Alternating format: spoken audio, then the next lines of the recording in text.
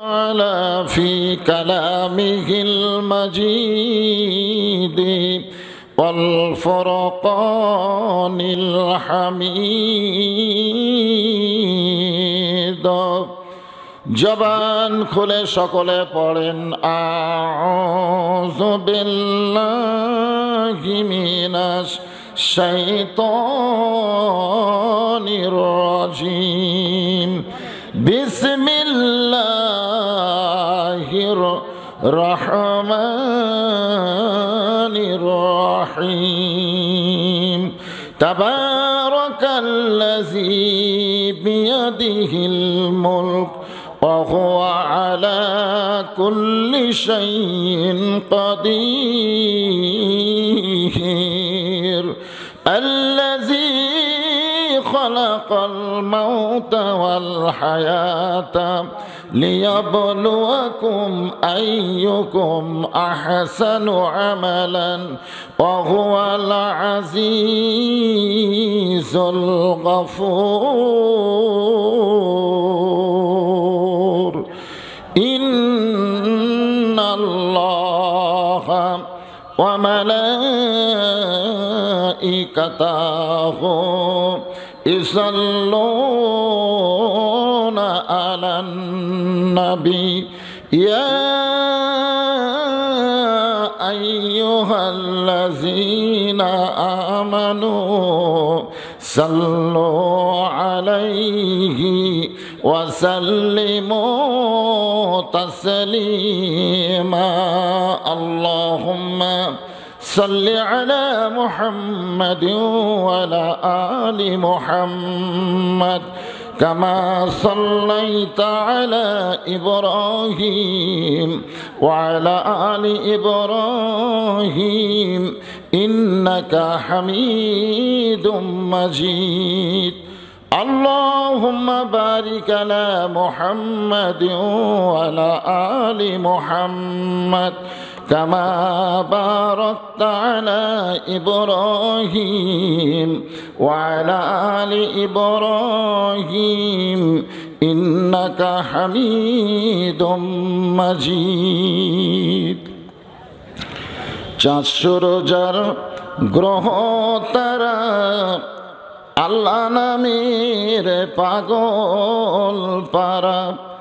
চাঁদ সূরজার গ্রহ তারা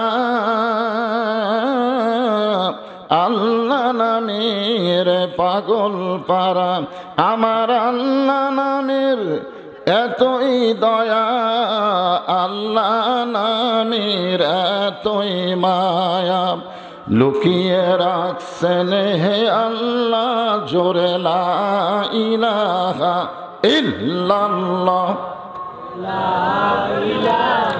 মাইকের সাউন্ড ক্লিয়ার করেন লা ইলাহা ইল্লাল্লাহ এতগুলো পুরুষ মানুষ কলেমার জিকির করতে কি পর্দা আছে নাকি যে আস্তে আস্তে করা লাগবে জবান খুলে বলেন লা ইলাহা ইল্লাল্লাহ সুবহানাল্লাহ আলহামদুলিল্লাহ লা ইলাহা পাহাড় পর্বত নদ নদী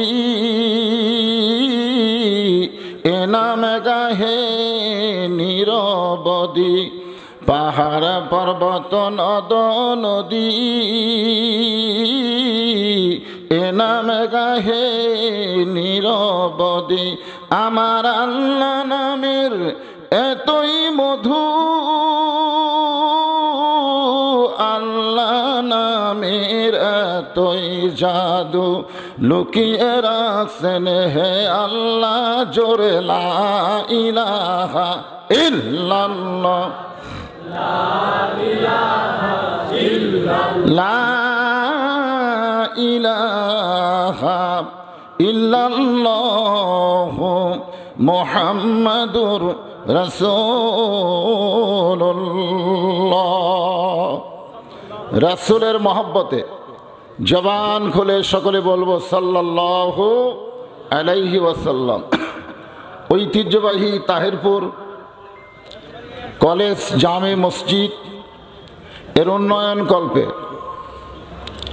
আজকের ইসলামী জলসায় আল্লাহ তাআলা যেনাকে সম্মানিত সভাপতির আসনে কবুল করেছেন, তাহিরপুর পৌরসভার সম্মানিত মেয়র জনাব অধ্যক্ষ মোহাম্মদ আবুল কালাম আজাদ, আজকের এই মাহফিলের যুগ্ম সভাপতি জনাব আলহাজ আবু বক্কর মৃধা মনসুর, আজকের এই মাহফিলের সম্মানিত সভাপতিদ্বয়কে আমি অন্তরের অন্তঃস্থল থেকে শুভেচ্ছা জ্ঞাপন করছি। আজকের এই মাহফিলের সম্মানিত প্রধান অতিথি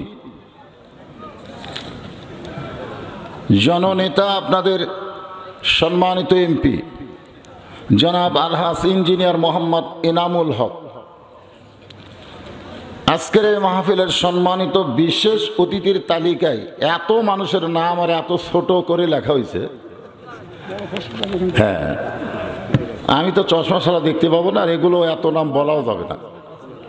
আমি আমার অন্তরের অন্তঃস্থল থেকে সমস্ত অতিথিবৃন্দকে শুভেচ্ছা জ্ঞাপন করছি। হ্যাঁ, আজকের এই মাহফিলের যিনি মূল, যার মাধ্যমে আমি আপনাদের এখানে আসতে পেরেছি, জনাব মোহাম্মদ তোফাজ্জল হোসেন, অধ্যক্ষ তাহিরপুর ডিগ্রি কলেজ বিশ্ববিদ্যালয় কলেজ। আজকের এই মাহফিলের সম্মানিত সুধীজন,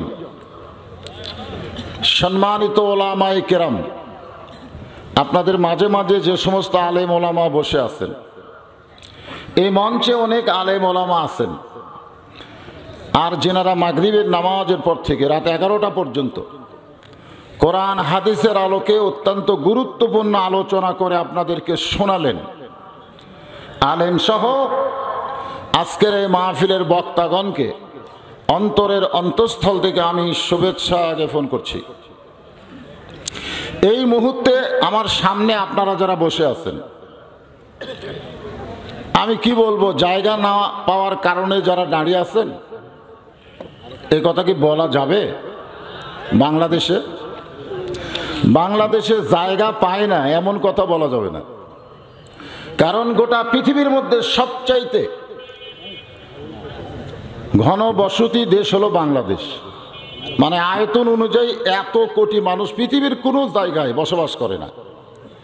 আমাদের বাংলাদেশে ঘনবসতি হওয়ার পরেও 12 লক্ষ রোহিঙ্গা মুসলমানকে জায়গা দিছে, কিন্তু এই বাংলাদেশ জায়গা দেয়নি। কেউ কি বলেছে যে আমরা ঘনবসতি তোদের জায়গা হবে না? এ কথা কিন্তু বলে নাই, বরং বাংলাদেশের বর্তমান প্রধানমন্ত্রী ঘোষণা করেছে 3 সন্ধ্যার জায়গায় 2 সন্ধ্যা খাবো। কিন্তু রোহিঙ্গা আমাদের ভাই, ওরা মুসলমান, ওদেরকে জায়গা দিতে আমাদের কোনো আপত্তি। তো এত ঘনবসতি হওয়ার পরেও রোহিঙ্গাদের জায়গা যদি আমরা দিবার পারি, তাহলে যারা দাঁড়িয়ে আছে ওরা কি রোহিঙ্গা? ওরা তো আমাকেরই ভাই। ওদের জায়গা দেওয়ার জন্য আপনাদেরকে একটু চেপে চেপে বসতে হবে। হ্যাঁ, পিছনেও জায়গা আছে, আপনারা আল্লাহর হস্তে বসেন। যিনারা বসে আছেন এবং দাঁড়িয়ে আছেন, এদিকে তাকান। আমি আমার অন্তরের অন্তঃস্থল থেকে আপনাদেরকে শুভেচ্ছা জ্ঞাপন করছি। সম্মানিতা মা বোনেরা, পর্দার অন্তরালে আমার মা বোনেরা আছে না নাই? ওনাদের কি বসার ব্যবস্থা আছে নাকি? মাশাআল্লাহ। এবং আমার এক ভাই বলেই ফেলছেন, প্রচুর মহিলা এসেছে ওয়াজ শোনার জন্য। হ্যাঁ, ওনাদের পক্ষ থেকে দান হয়েছে। সম্মানিত মা বোনদেরকে অন্তরের অন্তঃস্থল থেকে আমি শুভেচ্ছা জ্ঞাপন করে, আপনাদের এই বাগমারাতে আমি বহু মাহফিল করেছি, কিন্তু তাহেরপুরে এটা প্রথম। আমি আমার 34 বছর ওয়াজের জীবনে তাহেরপুরে আমি কোনোদিনও ওয়াজ করতে আসি নাই। এই হিসাবে আমি নতুন। ওয়াজের দিক দিয়ে বুড়া হলেও জায়গা হিসাবে নতুন। আমার সামনে যারা বসে আছেন, আমি আপনাদের সবাইকে অন্তরের অন্তঃস্থল থেকে শুভেচ্ছা জ্ঞাপন করে এই মুহূর্তে, আগে কেমন ছিলেন পরে কেমন থাকবেন সেটা বলবো না, এই মুহূর্তে আপনারা কেমন আছেন? আলহামদুলিল্লাহি রাব্বিল আলামিন। যে আল্লাহ শারীরিক সুস্থতা দান করে মানসিক প্রশান্তি লাভ করার জন্য আজকের এই জান্নাতের বাগানে কবুল করলেন, আমরা সে আল্লাহর উপরে খুশি না বেজার? তাহলে সকলকেই বলতে হবে রব্বানা লাকাল হামদ হামদান কাসীরান তাইয়িবান মুবারাকান ফীহি। আমরা প্রশংসা করলাম কার? কেন করলাম? এই কারণেই করলাম যে তাহের, আল্লাহ নবীর পুত্র সন্তানের নাম, একটা ছেলের নাম কি? তাহের। তাহের। আর এই জায়গার নাম কি? মা খাদিজার একটা ডিগ্রি হলো তাহিরা। তাহের শব্দের অর্থ হচ্ছে পবিত্র। এই পবিত্র মাহফিলে, পবিত্র জায়গায় যে আল্লাহ আমাদেরকে উপস্থিত হওয়ার তৌফিক দান করছেন, আমরা সকলে বিশ্বাস রাখি এই মাহফিলে যাদেরকে আল্লাহ আসার তৌফিক দিলেন তারা সকলেই জান্নাতি। অনেকের মনের মধ্যে এরকম চিন্তা হতে পারে, জান্নাত এত সহজ? এ কোরআনের মাহফিলে আসলেই জান্নাতি? এত সহজ? আসলে জান্নাত পাওয়া খুবই সহজ। আল্লাহ কিন্তু এক আয়াতের ভিতরেই বলেছেন ফাদখুলি ফি ইবাদি ওয়াদখুলি জান্নাতি। খালি একটা ওয়া শব্দ মাঝখানে দিয়েছেন যে আল্লাহর বান্দা হবে ও সঙ্গে সঙ্গে তৎক্ষণাৎ জান্নাতের মধ্যে প্রবেশ করবে। জোরে খান সুবহানাল্লাহ। তাহলে জান্নাতের বাগান, এই কোরআনের মাহফিলকে কি বলা হয়? তো জান্নাতের বাগানে যারা বসেছেন আপনাদের কি মনে হয় আপনারা জান্নাতে যাবেন না? এই সকল জান্নাতি মানুষদের সামনে আমি পবিত্র কোরআন থেকে দুটো আয়াত তেলাওয়াত করেছি। কয়টা? দুইটা। 114টা সূরা আছে এই কোরআন কারিমের ভিতরে। কত সূরা? 114টা সূরা। 29 পারার প্রথমেই যে সূরাটা আমরা পাবো সে সূরাটার নাম হলো মুলক। জোরে বলেন, নাম কি? মুলক শব্দের অর্থ হলো রাজ্য, রাজত্ব। এই সূরাটার অর্থ কি? রাজ্য, রাজত্ব। এখন যদি আমাদেরকে কেউ বলে হুজুর আপনারা কোরআনের মাহফিলে ওয়াজ করবেন কিন্তু কোনো রাজনীতির গল্প তুলবার পারবেন না, এরকম কথা যদি কেউ বলে তাহলে সূরা মুলুক বাদ দেওয়া লাগবে। যেরকম কথা ঠিক কিনা? তা আপনারা বলেন তো কোরআন থেকে একটা সূরা বাদ দেওয়ার কোনো পাওয়ার কারো আছে? আমি সেই সূরা থেকে আপনাদের সামনে আলোচনা করব ইনশাআল্লাহ। তাবারাকাল্লাযী বিয়াদিহিল মুলক। গোটা পৃথিবীর রাজত্ব, কর্তৃত্ব, মালিকানা কেবলমাত্র কার হাতে? এটা আপনার মনে হয় বিশ্বাস করতেছেন না। কোন দেশেতে আছো আল্লাহ, কোথায় তোমার বাসা, নীরবে বসিয়া তুমি দেখতেছো তামাশা। আমরা অনেক সময় মনে করি যে বর্তমানে ভালো মানুষগুলোই কষ্টে আছে, খারাপ মানুষগুলোই তো মশান মারতেছে। ধরে কোন কথা ঠিক কিনা? তো এই মুহূর্তে আল্লাহ কি করতেছে? অনেকে কিন্তু অনেক সময় এরকম বিরক্ত হয়ে বলি যে কি রে, আল্লাহ কার পক্ষে কাম করতেছে? এরকম মাঝে মধ্যে মনে হয় কি হয় না? এই জন্য আল্লাহ বলেছেন ওয়ালা নাবলুওয়ান্নাকুম বিশাইয়্যিম মিনাল খাউফি ওয়াল জুই ওয়া নাকসিম মিনাল আমওয়ালি ওয়াল আনফুসি ওয়াস সামারাতি ওয়া বাশশিরিস সাবিরিন। আপনার বলেন তো পরীক্ষা কার হবে? পরীক্ষা ঠিক আছে, ঠিক আছে।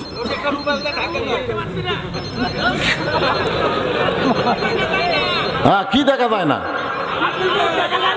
এরা কয় কি? আমি যদি তোমার মুখ দেখতে পারি তুমি আমারটা পারবো না কেন? দেখছেন? ও খালি চোখ দেখা যাচ্ছে। আচ্ছা মাঝে মধ্যে চাড়া মারবো, এরকম অসুবিধা নেই। সুবহানাল্লাহ। হ্যাঁ কি হয়েছে? কোন মোবাইল? এই যে এইগুলা, এই শোনেন, আপনারা এইগুলো সরবার বলতেছেন? হায় হায় হায় রে, এই বাজান এই বড়টা কারে, এই সাইডে দেখো, এই সাইডে দেখো। হ্যাঁ আসলেই সমস্যা, দেখবার আসা যদি ঠিক মতো দেখা না হয়, ও আজ তো শোনেনি এমন মানুষ কেউ নাই, ঠিক কিনা বলেন? আমার ওয়াজ শোনেন নাই এমন মানুষ কেউ আছেন? সবাই শুনছেন এবং ইউটিউবেও দেখছেন। এক লোক আমাকে বলতে, যে হুজুর ইউটিউবে আপনার খুব বুড়া দেখা যায়, কিন্তু আপনার চেহারা তো চ্যাংড়া চ্যাংড়া থাকে। হ্যাঁ একজন বলল যে আপনাকে যখন ইউটিউবে দেখি মনে হয় যে 80 বছরের বুড়া, তা আসলে তো অত বুড়া আপনি না। তো ইউটিউবের দেখার সরাসরি দেখা কি এক না। আসেন যে কথা বলতেছিলাম, সবাই একটু মাঝে মধ্যে জবান খুলবেন যখন আল্লাহ ব্যাপারে কথা আসবে। গোটা পৃথিবীর রাজত্ব, কর্তৃত্ব, মালিকানা কার হাতে? আরো জোরে। এরপর আল্লাহ বলতেছেন অহু আলা কুল্লি শাইইন কদির। কুল্লা শাইইন মানে প্রত্যেকটা বিষয়ের উপরে সবচাইতে ক্ষমতা কার? সকল বিষয়ে ক্ষমতার মালিক একমাত্র আল্লাহ। আল্লাহ ছাড়া কারো ক্ষমতা আছে? আছে? নাই? নাই নাই। আল্লাহ ছাড়া কারো ক্ষমতা নাই, এই বিশ্বাসের উপরে বক্তা ওয়াজ করে কেবল টেদের থেকে নামছে, ইতিমধ্যেই এক গাড়ি পুলিশ হয়েছে। পুলিশ আসে বক্তা সাইজ করবি, জোরে কোন কি করবি? তো ক্ষমতা আছে না নাই? আছে। আমাদের বাংলাদেশে পুলিশ ধরা আর আজরাইল ধরা, এই দুইটা ধরার মধ্যে বর্তমানে মানুষ কোন ধরার চিন্তা করতেছে? আজরাইল ধরার কোনো টেনশন আছে নাকি? অথচ যে কোনো সময় আমাদেরকে আজরাইল ধরবে, যে কোনো সময়। পুলিশ উত্তর দিক দিয়ে আসলে দক্ষিণ দিকে আমরা পালাই দিতে পারবো, ঠিক কিনা বলেন? কিন্তু আজরাইল যখন আসবে পলাবেন কোন দিক দিয়ে? এই জন্য আল্লাহ বললেন আল্লাযী খালাকাল মাউতা ওয়াল হায়াতা লিয়াবলুয়াকুম আইয়ুকুম আহসানু আমালান ওয়া হুয়াল আজিজুল গফুর। আল্লাযী মানে যিনি। এই বাবা এই যে তোমরা মাঝে মধ্যে ওখানে যাও না, লোকজন সব বিরক্ত হয়। আল্লাযী মানে কি? যিনি। খলাকাল মাউতা ওয়াল হায়াত। মনোযোগ দিয়ে শুনবেন, বর্তমানে আমাদের বাংলাদেশে মুসলমান নামধারী আছে, কিন্তু আল্লাহ বলেছেন অমিনান নাসি মাইয়াকুলু আমান্না বিল্লাহি ওয়া বিল ইয়াউমিল আখিরি ওয়া মা হুম বিমুমিনিন। আমাদের বাংলাদেশের মুসলমান আছে কিন্তু মুমিন নাই। জোরে কোন কি নাই? মুসলমান আছে কিন্তু কি নাই? মুমিন নাই। আপনারা বলেন তো, মুসলমান আছে মুমিন নাই, ব্যাপার কি? ব্যাপার হলো লা সালাতা লা ঈমান, যার নামাজ নাই তার ঈমান নাই। আপনারা বলেন তো, অনেক বেনামাজি আছে না নাই? ওই মুসলমান, কিন্তু ঈমান নাই। আজকে আমাদের বাংলাদেশে আমরা মুসলমানের সংখ্যা কম না বেশি? সংখ্যা গরিষ্ঠ মুসলমানের দেশের নাম কি? বাংলাদেশ। আমার এলাকার হিন্দু আকাশ, তাকে বলেছিলাম কেমন আছো? ও বলতে যে হুজুর বর্তমানে বাংলাদেশে আমরা হিন্দুরা জামাইয়ের সম্মানে আছি। যেরকম কার সম্মান? জামাইয়ের সম্মানে বর্তমান আমাদের বাংলাদেশে হিন্দুরা আছে। মুসলমানকে যদি জিজ্ঞাসা করা হয় কেমন আছো, হুজুর খুব বিপদে আছি। তো 90% মুসলমানের দেশে মুসলমান বিপদে আছে, হিন্দুরা জামাইয়ের সম্মানে থাকে। এটার পিছনে কথা আছে না নাই? জোরে কোন আছে না নাই? কি কথা? যে কথাটা আমি আপনাদেরকে আল্লাহর কোরআন থেকে ইনশাল্লাহ দেখায়া দিব, দেখবেন না আপনারা? হ্যাঁ, এত কষ্ট করে খালি বক্তা দেখলে হবে না, আল্লাহর কোরআনও দেখা লাগবে। আজকে বক্তা দেখার কারণে বক্তার দাম বাড়িছে। এখন অনেক বক্তা আছে টেজে আসার আগেই টাকা নেই, এরকম অনেক বক্তা আছে টাকা আগে দে তারপরে টেজে যাব। গত বছর যে বক্তা ছিল 40,000, এবার দাম বেড়া হতে 60,000। মানে অনেক অনেক বক্তা এখন যারা জেলে আছে, জোরেকার আছে না নাই? কত বক্তার উপর দিয়ে কিন্তু মরমা চলতেছে। ওরা জেলে থাকলে কি হবে? একই হুজুর দুধে তিনটা করে মারা লাগবে, কথাটা বুঝতেছেন না? এই জন্য খুব বিপদ। তো এখন আমাদের বাংলাদেশে বক্তার দাম বাড়লো, কিন্তু আল্লাহর কোরআনের দাম বাড়তেছে না কেন? কোরআন যা ছিল তাই আছে, অথচ বক্তাদের সমানে দাম বাড়তেছে। কারণ হলো আমরা যারা ওয়াজ শুনতে আসি, আমরা খালি বক্তার আকর্ষণে আসি। আমাদের নিয়ত করা দরকার যে বক্তার কোনো আকর্ষণ নয়, আকর্ষণ তৈরি করতে হবে কার? আল্লাহর কোরআনের আকর্ষণে আমাদেরকে মাহফিলে আসতে হবে। কোনো বক্তা হেদায়েত দিবার পারবে? কিন্তু আল্লাহ বলেছেন, জালিকাল কিতাবু লা রাইবা ফি হুদাল লিল মুত্তাকিন।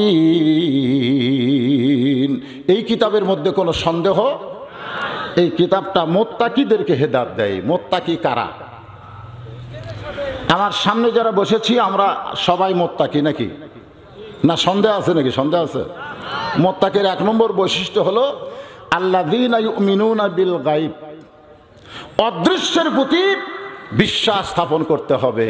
অদৃশ্য শক্তি আছে না নাই? আমরা খালি সামনে যেটা দেখি সেটাই শক্তি। পুলিশ, র্যাব, বর্তমান সরকার, সরকারের ক্যাডার, কি কারণ এগুলো শক্তি? এগুলো কি? চাক্ষুষ শক্তি। আর অদৃশ্য শক্তি কি? আরো জোরে। অদৃশ্য শক্তির কাছে আমেরিকার মতন দেশ কাহিল হয়ে গেছে। জোরে খান কথা ঠিক কিনা? হায় হায় হায় রে, এই করোনা আসার পরে আমেরিকা শেষ। নিজের জীবন বাঁচানোর জন্য কে কোথায় ঢুকতেছে তার ঠিক নেই। করোনা কিন্তু সব লোককে ধরে না। করোনা এটা সবাইকে ধরো না। আমার এলাকার এক ফকির প্রতিদিনই ভিক্ষা করে। আমি কইলাম দেশের অবস্থা ভালো না, দেশে আইছে করোনা, তুই বেশি বেশি ঘুরিস না, একটু বাড়িতে থাক, করোনা ধরবে। ফকির মুচকে মুচকে হাসে আর কয়, হুজুর আপনি একটা আলেম মানুষ, আপনি তদন্ত করে দেখেন তো বাংলাদেশে কত ফকির করোনা হয়ে মরছে, আপনি একটু তদন্ত করে দেখেন। তা আমি চিন্তা করলাম গোটা বাংলাদেশ তো আমি তদন্ত করে পারবো না, তা আমার বগুড়া জেলা তো তদন্ত করা যাবে। তো বগুড়া জেলায় মোহাম্মদের হাসপাতালে এক ডাক্তার আমার খুব ভক্ত, আর করোনার চিকিৎসা ওখানে হয় আর ঠ্যাং মারা হয়। যেরকম কি মারা? ঠ্যাঙ্গা মারা। হ্যাঁ, তা আমি ডাক্তার সাহেবকে বললাম এ পর্যন্ত বগুড়া জেলায় কত মানুষ করোনা হয়ে মারা গেছে? তো উনি বললেন 342 জনের কিছু বেশি। আমি বললাম ডাক্তার সাহেব এর মধ্যে কোনো ফকির আছে? ডাক্তার সেই হাসি যে হুজুর আপনি ফকিরে খুঁজতেছেন কেন? আমি বলি এক ফকির আমার কইছে তো এই জন্যে। তো বলতেছে না হুজুর 342 জনের মধ্যে একটা ফকিরও নাই। তো তাহলে মরল কারা? তো বলতেছে কলেজের প্রফেসর, বড় বড় ডাক্তার, নেতা, কোটিপতি, ধনী, এরাই বেশি মরছে। এরাই কি মরছে? বেশি মরছে। তার মানে বোঝা গেল করোনা কিন্তু সবাইকে ধরবে না। আমেরিকাকে করোনা ধরেছে, ধরার পিছনে আমাদের লাভ আছে না নাই? যখন আছে না নাই? আমেরিকা যদি করোনা না আসতো এতদিন এই যে আপনাদের পাশে একটা দেশ আছে আফগানিস্তান, ওনারা কিন্তু 20 বছর পরে আবার ফিরে আইছে। তোর কোন কথা ঠিক কিনা? এই করোনা না ধরলে খুব সমস্যা ছিল। মানে করোনা ধরার পরে আমেরিকা বেতাল করে দিছে। জোরে কোন কি তাল? বেতাল। الذي خلق الموت والحياة লিয়াবলুয়াকুম আইয়ুকুম আহসানু আমালান ওয়া হুয়াল আজিজুল গফুর। মৃত্যু এক নম্বর প্রথম কি খালাকাল মাওতা, খালাক মানে কি সৃষ্টি, মৃত্যু এবং হায়াতকে সৃষ্টি করেছেন কে? এখানে আল্লাহর কি বলা দরকার ছিল? আল্লাযী খালাকাল হায়াতা ওয়াল মাউতা, জীবন এবং মৃত্যু সৃষ্টি করেছেন আল্লাহ। কিন্তু আল্লাহ তাআলা আগে জীবনের কথা না বলে আগে মৃত্যুর কথা বললেন। আল্লাহ কি ভুল করলেন? তা আপনারা বলেন তো, আমরা জীবিত না থাকতে মরবো কেমনে? আগে তো জীবন, তারপরে মৃত্যু, কিন্তু আল্লাহ আগে মৃত্যুর কথা বললেন, তারপরে হায়াতের কথা বললেন। এর পিছনে কারণ কি? এর পিছনে কারণ হলো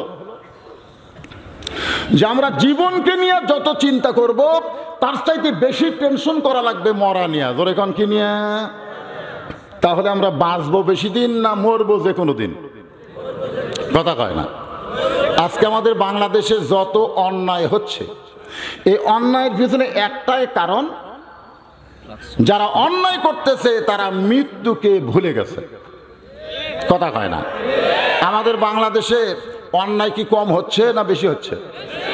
যারাই করতেছে তারা কিন্তু মৃত্যুকে ভুলে গেছে। আজকে আমার সামনে আপনারা যারা বসেছেন, এখান থেকে বাড়ি যাওয়ার গ্যারান্টি? এটা কি মুখের কথা না অন্তরের কথা?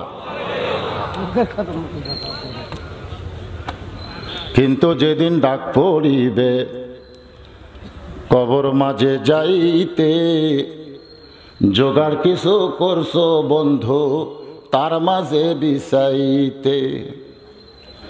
ডানি কবর বামে কবর, নিচে কবর আছে যে, উপর দিকে চাইয়া দেখো বাঁশের ছাউনি দিছে কে। আমরা দুনিয়ার বাড়ি ঘর দেখি না কবর দেখি?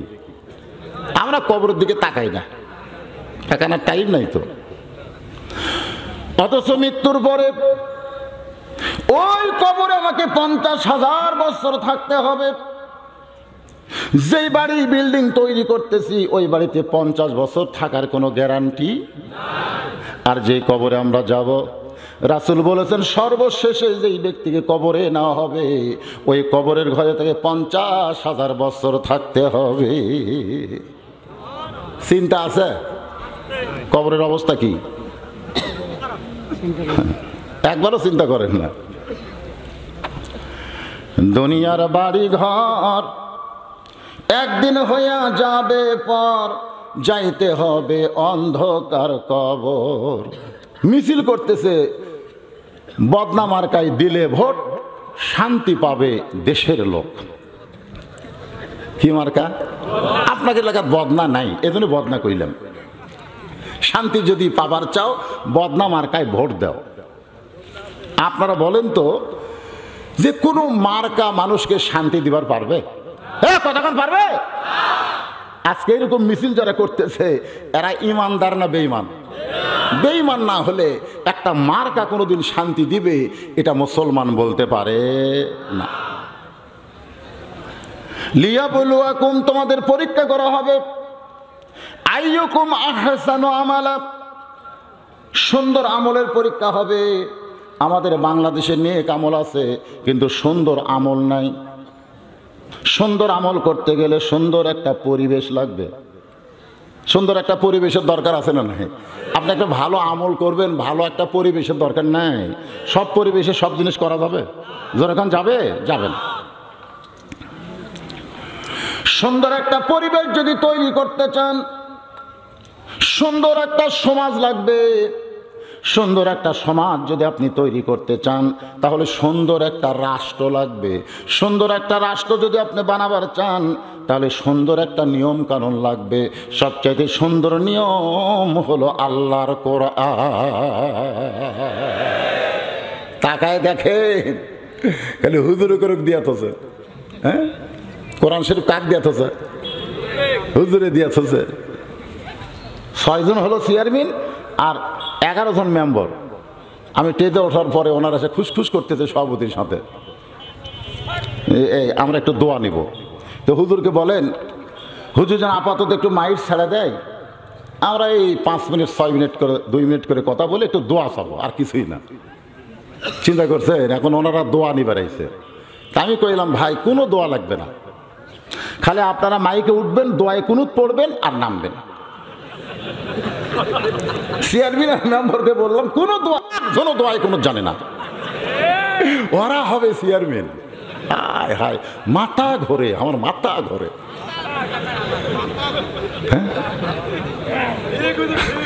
তুমি ইউনিয়ন পরিষদের চেয়ারম্যান হবা, চেয়ারে বসা মাস্তানি মারবা, আর তুমি দোয়াই কোনো জানো না।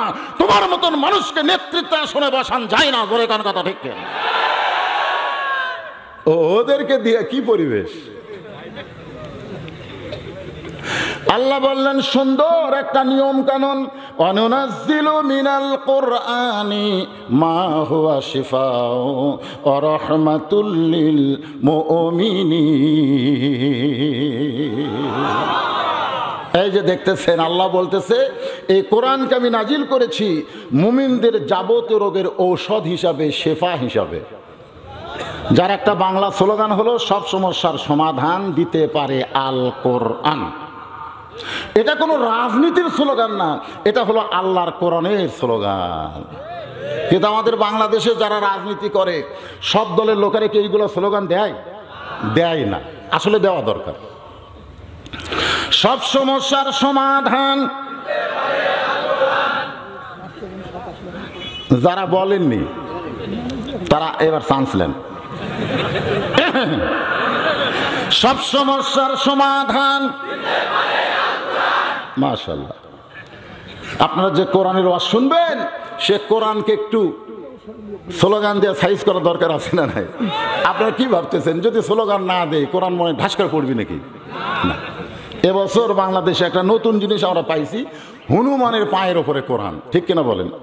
এটা কিন্তু বাংলাদেশে কোনোদিন আমরা শুনিওনি, দেখিওনি, এই বছর হয়েছে। কারণ আমরা হিন্দু মুসলমান বহুদিন হলে একসঙ্গে বসবাস করি, আমাদের মধ্যে কোনো বিভেদ, মারামারি নাই, কাটাকাটি নাই, সংখ্যাগরিষ্ঠ সংখ্যালঘিষ্ঠর কোনো কথা নাই। অথচ এইবারে এটা করার পিছনে কারণ হলো এতদিনের শান্তি যেন নষ্ট করা হয়। আচ্ছা, হনুমানের পায়ে কোরআন কে রাখলো? কোনো হিন্দু কোরআন রাখবে না। কোনো মুসলমান তো প্রশ্নই ওঠে না। তাহলে কারা রাখলো, কে রাখলো, কার ইন্ধনে রাখলো?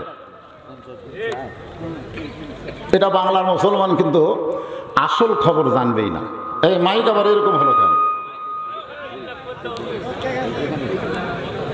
শোনেন, মাইকওয়ালা ভাই কোথায় রে?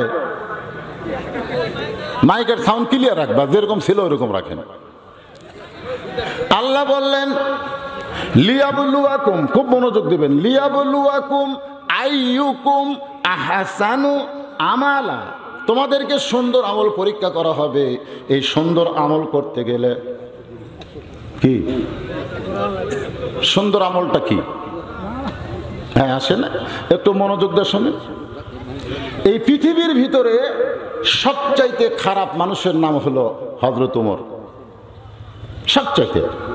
কারণ ডাইরেক্ট নবীকে হত্যা করার জন্য অস্ত্র নিয়েছিল, ডাইরেক্ট। আবু জেহেল খারাপ, কিন্তু এত খারাপ না। নবীকে সে চক্রান্ত করে মারতে চেয়েছে, কিন্তু ডাইরেক্ট মারতে যায়নি। আবু জেহেলের জীবনে পড়ে দেখেন, ডাইরেক্ট গেছে না। কিন্তু হযরত ওমর কিন্তু ডাইরেক্ট গেছিল। কিন্তু হযরত না না মাইক ওরা কোথায়?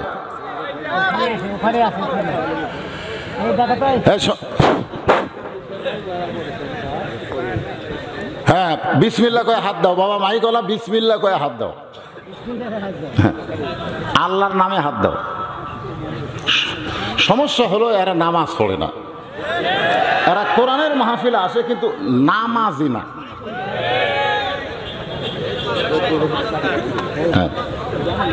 এরা সমস্ত বক্তার ওয়াজ জানে, কিন্তু মানে ওদের শুনতে শুনতে বেহা হয়ে গেছে বগুড়ার ভাষা। বিসমিল্লাহ করে হাত দাও, বিশাল মাহফিল, রাত অনেক হয়ে গেছে, জনগণ কিন্তু খেপে দেবে। মাইক ভালো, আমি মাঝে মধ্যে দুই একটা একটু কথা বলবো, এতে যদি ইউনিট ফিউনিট কাটে সমস্যা, বুঝলেন না ভাই? এই যে আমার আগে ফাদিল সাহেব কি বলে গেল, আমার বাপজান দুর্বল হয়ে গেছে, একটা করে আইছে তো তো দুর্বল মানুষ মাঝে মধ্যে একটু ঝাঁকি দিবে তো, বুঝলেন না? তো কি বলতেছিলাম, লিয়াবলুয়াকুম আইয়ুকুম আহসানু আমালা, এই সুন্দর আমলটা কি এইটা বোঝানোর জন্য বলতেছি। সবচাইতে খারাপ মানুষটা তরবারি নিয়ে নবীকে মারার জন্য রাস্তা নিয়েছে। রাস্তার মধ্যে দেখা হয়েছে নাইম নামে এক লোকের সাথে। নাইম বলতেছে, ওমর এই পাগলের মতন তরবারি নিয়ে কোথায় যাও? ওমর ফারুক বলতেছে, বাপ দাদার ধর্মে চুনকালি দিয়া নতুন একটা ধর্ম প্রচার করে ওই আব্দুল্লাহর বেটা মোহাম্মদকে না মারা পর্যন্ত আমার শান্তি নাই। নাইম বলতেছে, তোমারে কে উস্কা দিছে? তোমারে কে উস্কানি দিল? উস্কানি। কারণ ওমর ফারুক হচ্ছে ক্যাডার, নেতা হচ্ছে আবু জেহেল। নেতার নাম কি আর ক্যাডারের নাম কি? ওমর। আজকে বাংলাদেশে এরকম বহু ক্যাডার আছে না নাই? যেরকম আছে না? নাইম বলে, ওমর যাকে তুমি হত্যা করার জন্য রওনা দিয়েছো, তুমি কি জানো তোমার বোন আর ভগ্নিপতি তার দলে ভর্তি হয়ে গেছে? তুমি যাকে হত্যা করার জন্য তরবারি নিয়ে দৌড়াও, তুমি কি জানো তোমার বোন আর বোন জামাই ভগ্নিপতি তার দলে ভর্তি হচ্ছে? ওমর ফারুক রাস্তা পরিবর্তন করে বোন ভগ্নিপতির দরজায় গিয়ে থমকে দাঁড়াইছে, কারণ ঘরের ভিতরে আল্লাহর কোরআন তেলাওয়াত ওয়াইজা তুলিয়াত আলাইহিম আয়াতুহু যাদাতুহুম ঈমানা ওয়া আলা রাব্বিহিম ইয়াতাওয়াক্কালুন। এমন একটা কিতাব আমরা পাইছি যেটা তেলাওয়াত করলে আল্লাহ তার ঈমান কি করে? বাড়ায় দেয়। এবং কেবলমাত্র একমাত্র ভরসা করায় কার উপর? ওয়া আলা রাব্বিহিম ইয়াতাওয়াক্কালুন, একমাত্র রবের উপরে তাদের ভরসা হয়, আল্লাহ ছাড়া অন্য কাউকে তারা পরোয়া। জোরে বলেন। আপনারা কি করেন নাকি? আপনারা কেন? আমরাই করি। একটু মনোযোগ দেবেন। ওমর ফারুক এই কোরআনের পরশে একদিন সবচাইতে ভালো মানুষ হয়ে গেলেন। শুধু ভালো মানুষ হইলেন না, আল্লাহ তাআলা এই কোরআনের ওসিলায় হযরত ওমরকে অর্ধ পৃথিবীর খলিফা বানায়া দিলে। অর্ধ পৃথিবীর খলিফা। কি ভাবতেছেন? কোরআনের পাওয়ার আছে না নাই? জোরে বলেন, আছে না নাই? হযরত ওমরের অতীত হলো একজন রাখাল, বর্তমান হলো তিনি অর্ধ পৃথিবীর খলিফা। ভবিষ্যতে হযরত ওমর আবার দুনিয়া থেকে বিদায় হয়ে গেছেন, কিন্তু চলে যাওয়ার পরে কিয়ামত পর্যন্ত তার সুনাম আছে না নাই? যখন আছে না নাই? ওমর ফারুক যখন অর্ধ পৃথিবীর খলিফা ছিলেন, ওই সময় দুইজন পরাশক্তি ছিল, একটা হলো কিসরা আর একটা হলো কাইসার। পারস্যের কিসরা, রোমের কাইসার, ওরা দুই শক্তি মিলে ওমরকে দুনিয়া থেকে হত্যা করার জন্য একটা চক্রান্ত করলো। জোরে কোন কি করলো? আজও বাংলাদেশে ভালো মানুষকে হত্যা করার একটা চক্রান্ত আছে না নাই? আচ্ছা, ওমরকে হত্যা করবে কেন? ওমরকে হত্যা করার কারণ কি? তার জীবনী পড়ে দেখেন, তিনি কোনো বিলাসিতা করেন নাই, ক্ষমতার অপব্যবহার করেন নাই, মানুষের সঙ্গে দুর্ব্যবহার করেন নাই। তার গোটা জীবনী, খেলাফতের জীবনে আপনারা পড়েছেন? কি মানুষ তিনি, অথচ সেই মানুষকে হত্যা করবে। রোম সম্রাট কাইসার এরকম ঘোষণাই করে ফেললো যে ওমরকে হত্যা করবে, ওমরের মাথার বিনিময়ে তাকে 200 লাল উট দেওয়া হবে। লাল উট, আপনারা তো সাদা উট, লাল উট তো চিনেন না, কিন্তু লাল উট হচ্ছে যারা হজ করবার কাছে উট যদি কেউ কুরবানি দেবার চায়, আর লাল উটের ধারে গেলে দাম দেওয়ার মতন আমাদের বাংলাদেশের লোকের নাই, এখন বাইরের লোক যদি দেয়। যারা বাংলাদেশ থেকে হজ করতে যায় তারা গরিব না ধনী? গরিবের উপরে হজ ফরজ হয় না, তার মানে ধনী লোকেরাই যায়। আমি দেখছি হজ করবার গিয়েও তারা ছাগল কুরবানি দেয়। একটা দুম্বার দাম হলো 1100 আর ছাগলের দাম হলো 400। ওই জায়গায় যা হিসাব করে ওই 1100 টাকা দুম্বা দেওয়া যাবে না, দরকার হলে ছাগল কুরবানি দেব, বাকি টাকা দিয়া কম্বল জায়না মাছ নিয়া বাড়ি যাব। আপনার বলেন তো, ছাগলকে আপনি বাংলাদেশে দিবার পারবেন না, কিন্তু দুম্বা তো, তাহলে ওখানে দুম্বা পাওয়ার একটা সুযোগ আছে, খালি টাকা বেশি, দরকার নাই। ছাগল দিলে কি আদায় হবে না? হবে তো। আচ্ছা, এই দুই ভাই কি গল্প করতেছে রা ভাই, জানে না? আল্লাহর বান্দার একটু মনোযোগ দিয়ে শুনবেন। ওমর ফারুককে হত্যা করার জন্য রোমের একটা বীর মদিনায় ছদ্মবেশে ঘুরতেছে আর ওমরকে খুঁজতেছে। একজন মদিনাবাসীকে জিজ্ঞাসা করে, তোমাদের খলিফা ওমর কোন জায়গায়? তুমি কি বলতে পারবো তোমার খলিফা ওমর কোন জায়গায়?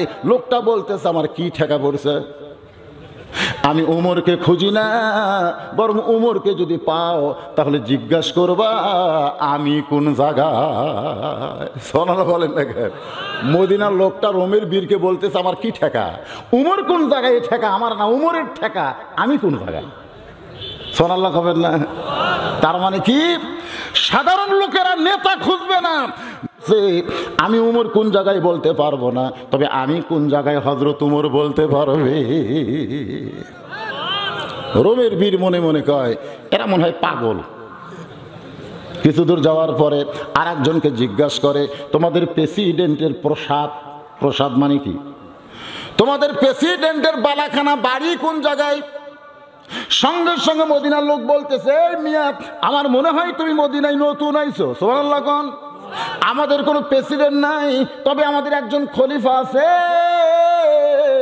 তার কোনো প্রসাদ নাই, বাড়ি নাই, মাঝে মধ্যে ওই মরুভূমির ভিতরে অমুক জায়গায় একটা গাছের ছায়ায় ঘুমায়, গাছের ছায়ার মধ্যে ঘুম পাড়ে। রোমের বীর কয়, ওর মাথার দাম 200, গাছের ছায়ায় ঘুম পাড়ে, বাড়ি ঘরে চিন্তা নাই, বঙ্গভবন সংসদ ভবন নাই, তার মাথা 200 লালুট। ওই গাছের ডালে বসে রোমের বীর চুপটি করে বসে আছে। কিছুক্ষণ পরে তাকায় দেখে উদ্ভ্রান্ত, মনে হচ্ছে উস্কো খুস্কো চুল একজন মানুষ ওই গাছের ছায়ায় চলে আসলেন। আসার পরে মাথার পাগড়ি খুলে ওই পাগড়িটা মরুভূমির উপর বিছায় দিয়া এই ডান হাতখানা বালিশ বানায়া ঘুমায় গেলেন। ঘুমের সাইজটা কিরকম? আল্লাহুম্মা বিইসমিকা আমুতু ওয়া আহইয়া, দোয়া পড়াও শেষ, ঘুমটা ধরাও শুরু। সুবহানাল্লাহ। মানে দোয়ার সাথে সাথে ঘুম হাজির। আল্লাহুম্মা বিইসমিকা আমুতু ওয়া আহইয়া। আমাদের বর্তমান মেম্বরের ঘুম নাই, রাস্তার পাশে বাড়ি, রাত্রে যদি জুতার শব্দ পায় বউক চাপে ধরা কয় রেয়া পাইছে। বউক এত ভয় করে কেন? র্যাব পুলিশ তো চোর খোঁজে, তুমি তো আর চোর না, তুমি জুতার শব্দ শুনে আমাকে চাপে ধরা কয় রেয়া পাইছে, দরজা খুলে দিকে এক ধুনা আসে না, এত ভয় কেন? মেম্বার কানে কানে কয়, আমি তো সব চুরি করে খাইছি রে, মানে যা ছিল সব খাসই।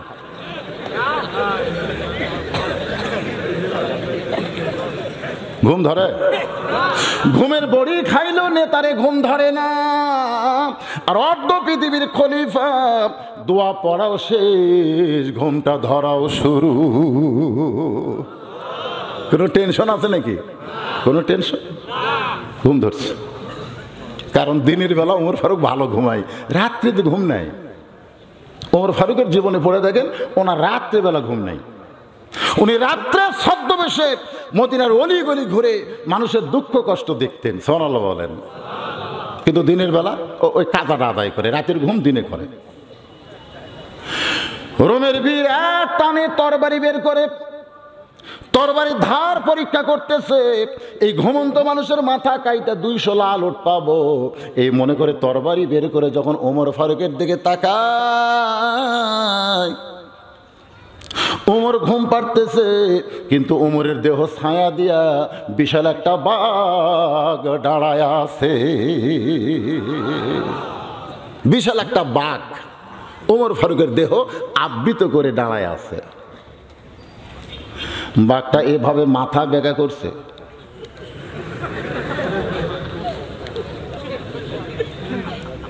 গাছের ডালত বসে থেকে তরবারি ধার দেখতেছে।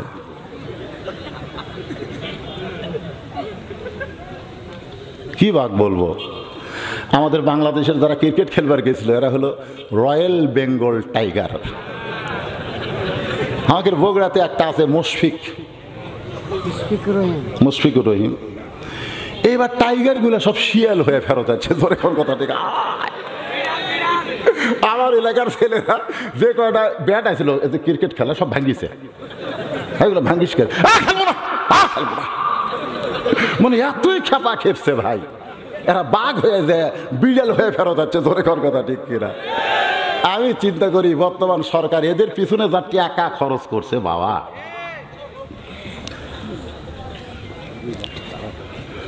যেই মাত্র তাকাইছে সঙ্গে সঙ্গে ওই রোমের বীরের কলিজায় আল্লাহ ভয় ঢুকাইয়া দিছে। ভয়ের ঠেলায় চোখ বন্ধ করে বাঘ বাঘ বলে চিৎকার দিছে। একদিকে তরবারি আর একদিকে ডাল থেকে পড়ে দাঁড়াইয়া, জোরে কন কি, ভয়ের ঠেলায় অনেক মানুষ দাঁড়ায় পেশাব করে, এরকম আছে না নাই? ভয়ের ঠেলা, জোরে কন কিসের ঠেলা?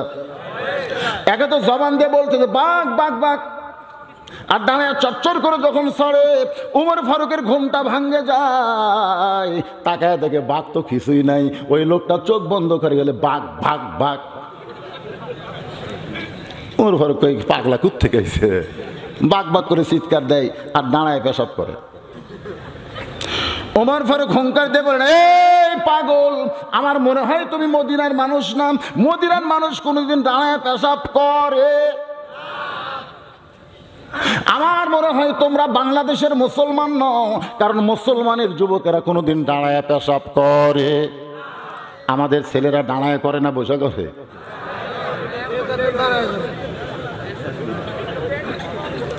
অনেকে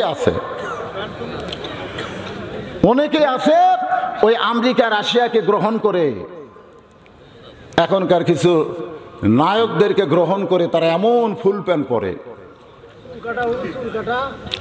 সব কিছুতেই। আমি প্রত্যেকটা বাবাকে বলবো, এখানে যারা বাবা আছেন, আমি আপনাদেরকে জোরহাত করে বলতেছি, বাবা আপনি কিন্তু শুধু বাবা না, প্রত্যেকটা অভিভাবককে আল্লাহ রাখালের দায়িত্ব দিয়েছে। ধরে কারণ কার দায়িত্ব? রাখাল বোঝেন আপনারা? আপনি গরু ছাগল নিয়ে মাঠে গেছেন, পাশে আবাদ আছে, আপনার গরু যদি কারো আবাদ খাবার যায়, আপনার কি করা লাগবে? ওইটাকে সাইজ করা লাগবে, পরের আবাদ খাস না, ঘাস খা। তো এখন হয়তো আপনি বলবেন, হুজুর আমার তো কোনো গরু ছাগল নাই, আমি কার রাখালি করব? আপনি চোখ বন্ধ করে দেখেন, আপনার তিনটা আছে। একটা হলো গাভী, একটা হলো 22 বছরের আড়িয়া গরু, আড়িয়া কয় আপনার কি কোন ষাঁড় কর না আড়িয়া খান, আর একটা হলো 17 বছরের বকনা। গাভীটা হলো আপনার বউ, মনে করেন বুঝাচ্ছি, অঙ্ক বুঝাচ্ছি, বোঝেন না? এক হালি কলা যদি 1 টাকা হয়, 10 হালির দাম কত? আপনার যদি কোন হুজুর 1 টাকা হালি কলা নাই, অঙ্কটা বোঝেন, তারপরে যা আছে হবে। গাভীটা হলো মনে করেন আপনার বউ, আড়াটা হলো আমার যুবক সন্তান, আর বকনা হলো আমার মেয়ে। আমার গোটা সমাজ পরিবর্তনের দরকার নাই, আমার এই 3টা পরিবর্তনের দরকার আছে না নাই? যেরকম আছে না নাই? আপনি দেখেন তো আপনার বউটা ঠিকঠাক মতো আছে কিনা। আদম আলাইহিস সালামকে আল্লাহ যখন জান্নাত থেকে বের করে দেয়, আদম বলতেছে, আল্লাহ আমি গন্ধম খাইনি, গন্ধম গাছের কাছে যাইনি। যখন শুনছি হাওয়া আমাকে গন্ধম শরবত করে খাওয়াইছে, আমি তখন ঢুকি চিবিও মারিনি, আমার ডান হাতখানা মুখের মধ্যে ঢুকাই দিয়ে যদ্দূর পর্যন্ত হাত যায় তদ্দূর পর্যন্ত হাত ঢুকাই দিয়ে আমি রক্ত বমি করেছি। এরপরে আমার দোষ কোন জায়গায়? আপনি আমাকে খামাখা জান্নাত থেকে বের করে দিচ্ছেন। আল্লাহ বলে, আদম তোমার দোষ নাই, এ কথা তোমার কে কইছে? আদম বলতেছে, আমার বিবেক আছে, বিবেক। সবচাইতে বড় আদালতের নাম কি? বর্তমান বাংলাদেশের প্রধান বিচারপতি 11 বছর জেলে। বিচারপতিরা জেলে যায় না, জেল দেয়, কিন্তু আমাদের দেশের প্রধান বিচারপতি 11 বছরের জেল হসনি তো বাংলাদেশের নাই, থাকলে একটা কিছু হতো। আছে তাই সিনহা বাবু ধরে কন কি বাবু। আল্লাহর বান্দার একটু মনোযোগ দেন। বিবেক যদি ভালো না হয়, সে যত বড়ই বিচারক হোক না কেন, সে ভালো বিচার করতে পারবে না। আগে নিজের বিবেকটা ভালো হওয়া লাগবে, ধরে কন ঠিক কি না। আল্লাহ কয় আদম তোমার বিবেক কি কইছে? আদম বলতে যে ফল খাইনি, ফলের ধার্যে যাইনি, আমারে খাওয়াইছে, আমি ঢুকেছি মারি নাই, আমি রক্ত বমি করেছি, এরপর আমার দোষটা কোন জায়গায়? আল্লাহ বলে আদম তোমার দোষ হলো এক জায়গায়, তোমার বউ কি করছে তুমি খেয়াল করো নাই। হাওয়া গন্ধম গাছের কাছে গেল, তুমি কোথায় ছিলা? হাওয়া গন্ধম ফল পারলো, তুমি কোথায় ছিলা? হাওয়া গন্ধম শরবত করে খাওয়াইলো, তুমি কোথায় ছিলা? আদম বলতেছে আল্লাহ আমি খেয়াল করিনি। আল্লাহ কয় এই জায়গায় তোমার দোষ। তোমার বউ কি করবে তুমি খেয়াল করবে না? তুমি এশার নামাজ পড়ে বাড়িতে ঢুকে দেখো তোমার বউ কি করতেছে, খেয়াল করার দরকার আছে না নাই? কথা কোন আছে না নাই? আপনি এশার নামাজ পড়ে এসে দেখেন আপনার বউ এশার নামাজ পড়তেছে, নামাজ পড়ে গুনগুন গুন করে কোরআন তেলাওয়াত করতেছে, তখন আপনি আসমানের দিকে তাকায় 7 বার বলেন আলহামদুলিল্লাহ আলহামদুলিল্লাহ আলহামদুলিল্লাহ, আমি বউ পাই নাই, আমার বাড়িতে আল্লাহ জান্নাত বানায় দিয়েছে। ধরে বলেন কথা ঠিক? আর নামাজ পড়ে এসে দেখেন আপনার ঘরের মধ্যে থেকে হিন্দুদের পূজার বাদ্য বাজতেছে, লোল করে বাজতেছে। কেন? আমি মুসলমান, আমি নামাজ পড়ি, আর আমার বাড়িতে হিন্দুর বাড়ির বাজনা কেন? আপনি ঘরের মধ্যে ঢুকে দেখেন আপনার বউ স্টার জলসা দেখতেছে, আপনার বউ জি বাংলা দেখতেছে। এই স্টার জলসা জি বাংলা দেখার কারণে হিন্দুদের পূজার নাটকে হিন্দুদের পূজা আছে না নাই? জোরে কোন আছে না নাই? আর সেই নাটকের পূজার বাদ্য মুসলমানের ঘরে লো লো করে বাজতেছে। আপনার করার কিছু আছে না নাই? কি করবে? আপনার একজন 22 বছরের ছেলে, সেই ছেলেটা সারাদিন কেমনে চলে? আপনি বাবা হিসাবে আপনার খবরদারি করার দরকার আছে না নাই? আপনার 17 বছরের একটা মেয়ে, সেই মেয়েটা কেমনে চলে? আপনি বাবা হিসাবে তাকে একটু তাকায় দেখবেন। আল্লাহ নবী ঘরের মধ্যে ঢুইকে দেখে 9 বছরের ফাতেমা হাতের মধ্যে 2টা চুড়ি দিয়া মুসকি মুসকি হাসতেছে। নবী দেখলেন তার 9 বছরের মেয়ে, কয় বছরের, হাতের মধ্যে চুড়ি দিয়ে মুসকে মুসকে হাসতেছে। সঙ্গে সঙ্গে নবী ঘর থেকে বাইরে আসলেন। ফাতেমা চমকে গেল, যে বাবা ঘরের মধ্যে ঢুকে আমাকে মা মা বলে আদর করে। সুবহানাল্লাহ কর না কেন? মহিলারা শুনতে পাচ্ছে না, মানে মাইকটা একটু ওই পাশে একটু কথা বলেন, তাহলে একটু শুনতে হবে। এই এটাই কথা বললে মাঝখানে এই পাশে। হ্যাঁ আচ্ছা আচ্ছা, একটু দেখা নাই, মাইকালা ডাক দাও। মাইকলা তো এটা খেয়াল করা লাগবে। মাইকলা কোথায় রে? মহিলারা শুনতে পাচ্ছে না, কেবল হয় মহিলার ওয়াজ ধরলে। কারণ মা যদি ভালো না হয়, আমরা মরদ মানুষ যতই ভালো হয়ে কাম হবি না। জোরে কোন কথা ঠিক কিনা? কারণ ওনাদেরকে ভালো হওয়া লাগবে। তো এখন মা ফাতেমা বারান্দায় দাঁড়ায় দেখে নবী কাঁদতেছে। নবীর কান্না দেখে ফাতেমা বলে বাবা কি হয়েছে আপনার, এমন করে কেন কাঁদতেছেন? রাসূল বলে ফাতেমা, যে দুনিয়াতে সাজবে মা, আল্লাহ তার আখেরাতের সাজ কমায়া দিবে। আপনার কন্ত খুব বেশি ওয়াজ করা লাগছে, খুব বেশি। সঙ্গে সঙ্গে ফাতেমা হাতের চুড়ি খুলে মাটির ফাইলা দিলেন, 2 হাতের 2টা চুড়ি খুলে মাটির ফাইলা দিলেন। সঙ্গে সঙ্গে নবী গিয়া ওই 2টা চুড়ি কুড়ে জামার পকেটের মধ্যে ঢুকাইলেন। ফাতেমা বলে বাবা, যেই চুড়ি হাতে দেওয়ার কারণে আপনি ঘরের মধ্যে ঢুকলেন না, আপনি বারান্দায় দাঁড়ায় কাঁদলেন, আর সেই চুড়ি ফাইলা দিলাম, আপনি কুড়ে কেন পকেটে ঢুকাইলেন? রাসূল বলে ফাতেমা তুই আমার কাছে আয়। যেই নবীর কাছে আইছে নবী কপালে চুমা দেয়, বলে ফাতেমা রে, তোমার এই 2টা চুড়ি আমি যত্ন করে রাইখা দিব মা। শুধু চুড়ি নয়, তোমার নাকে নাক ফুল পরায় দিব, তোমার কানে দুল পরায় দিব, তোমার গলায় মালা পরায় দিব। ফাতেমা খুশি হয়ে বলতেছে বাবা কবে কবে? আল্লাহর নবী বললেন যেদিন তোমার বিবাহ হবে। রাসূল বলে দিলেন ফাতেমা, মেয়েরা কেবলমাত্র এক ব্যক্তির জন্য সাজবে আহাদুহুমা, সেই ব্যক্তি হলো তার স্বামী। স্বামী ছাড়া অন্য কোনো পুরুষের জন্য মেয়েদের সাজা চলবে। এখন বলেন তো মেয়েরা কার জন্য সাজবে? স্বামীর জন্য। স্বামী কি বাইরে থাকে না ভিতরে থাকে? যখন স্বামী বাইরে যায় তখন সাজা স্বামী দেখবার দেওয়া লাগবে।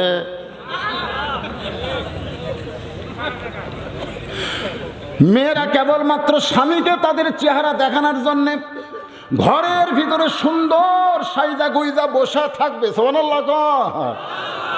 কিন্তু রাস্তাঘাটে সাইজা সুইজা যদি আপনার মেয়ে যায়, আপনি বাবা হিসাবে আপনার দায়িত্ব আছে না নাই? এই মদিনার মুসলমান কোনদিন দাঁড়িয়ে পেশাব করে?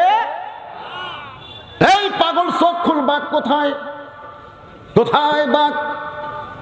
সঙ্গে সঙ্গে রোমের বীর চোখ খুলেছে। ওমর ফারুক বললেন, তুই যে দাঁড়ায় পেশাব করিস আর বাঘ বাঘ বলে জিকির করতেছিস, বাঘটা কোন জায়গায়? এই তরবারি কার? এই যে তরবারি পড়ে আছে হাতত নে, এটা কার রে? কান্দিস কে? কান্দিস কে? হুজুর, আমি রোমের বীর, আমি উমরের মাথার পুরস্কার 200 লাল উট পাওয়ার আশায় মদিনায় আপনার মাথা কাটতে এসেছি। ওই গাছের ডালে বসে আপনার মাথা কাটার যখন চিন্তা করে তরবারি দেখি, তখন একটা বিশাল বাঘ আপনার গোটা দেহ আবৃত করে দাঁড়ায়া ছিল। সেই বাঘটা কোথায়? ওমর ফারুক আসমানের দিকে তাকাই বললেন, যেই দেশে সিংহ আছে সে দেশে বাঘের কি দরকার? ওমর ফারুক আসমানের দিকে তাকাই বললেন, যেই দেশে সিংহ আছে সেই দেশে বাঘের কি দরকার? আপনারা বলেন তো মদিনার সিংহের নাম কি? আরো জোরে। ওমর। না জানলে চুপ করে থাকবেন। আমি একদিন বললাম, মেরাজের রজনীতে এক বক্তা ওয়াজ করছে যে আল্লাহ রাসূল উম্মে হানির ঘরে ছিলেন। তো একজন আমাকে বলতেছে, হুজুর নবীর যে কয়টা বউ তার নাম তো আমার মুখস্থ, কিন্তু উম্মে হানি তো নবীর বউ নাই। তাহলে উম্মে হানি কে হয়? যে উম্মে হানির ঘরে আল্লাহ নবী ছিলেন, সেখান থেকে ফেরেশতা জিবরাইল নবীকে চেতন করে মেরাজে নিয়ে গেছে। আমি কইলাম, বাবা উম্মে হানি এটা যারা বলে তারা নবীর সামনে চরম বেয়াদবি করে। উম্মে হানির কোনো ঘটনাই নাই। নবী ছিলেন কাবার পাশে হাতিমের কাছে। জোরে কোন কথা ঠিক কিনা? এটা কিন্তু সহি কথা।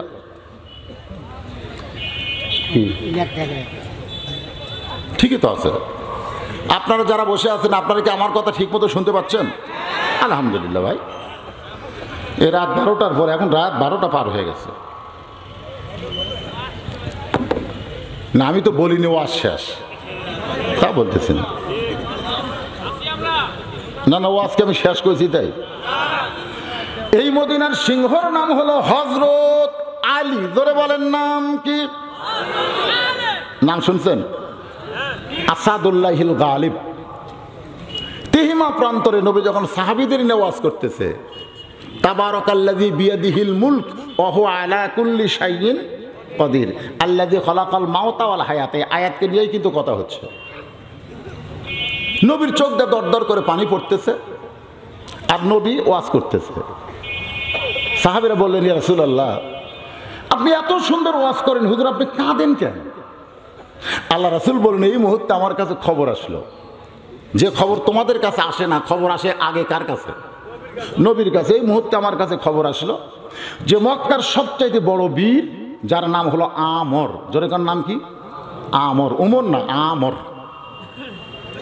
যিনি প্রতি সন্ধ্যায় 21 কেজি খাদ্য খায়, প্রতি সন্ধ্যায় 21 কেজি করে খায়, আর 3.5 মণ ওজনের তরবারি নিয়ে জিহাদের ময়দানে যায়। তরবারি ওজন কত মণ? 3.5 মণ। সে আমর এই মুহূর্তে কাবা শরীফ সে শপথ করেছে, যতক্ষণ মুসলমান নবীর মাথা না কাটবে আমর পানিও পান করবে না, দুনিয়ার কোনো খাদ্যও খাবে না। মানে যতক্ষণ আমার মাথা দেহ থেকে বিচ্ছিন্ন না করবে, এই মহাবীর আমর পানিও পান করবে না, খাদ্যও খাবে না। এই খবর যখন আমার কাছে আসলো, আমার চোখ দিয়ে একটু পানি আইছে আর কি। ওসমান গনি বলতেছে, রাসূলুল্লাহ এই মুহূর্তে আমাদের দোয়ার দরকার। এত বড় বীর যদি আপনার দেহ থেকে মস্তক বিচ্ছিন্ন করতে চায়, এখন আমাদের দোয়া ছাড়া আর কোনো উপায়? দোয়া জোরে কোন কি? আল্লাহ নবী বললেন সাহাবীরা তাহলে আমরা দোয়া করি।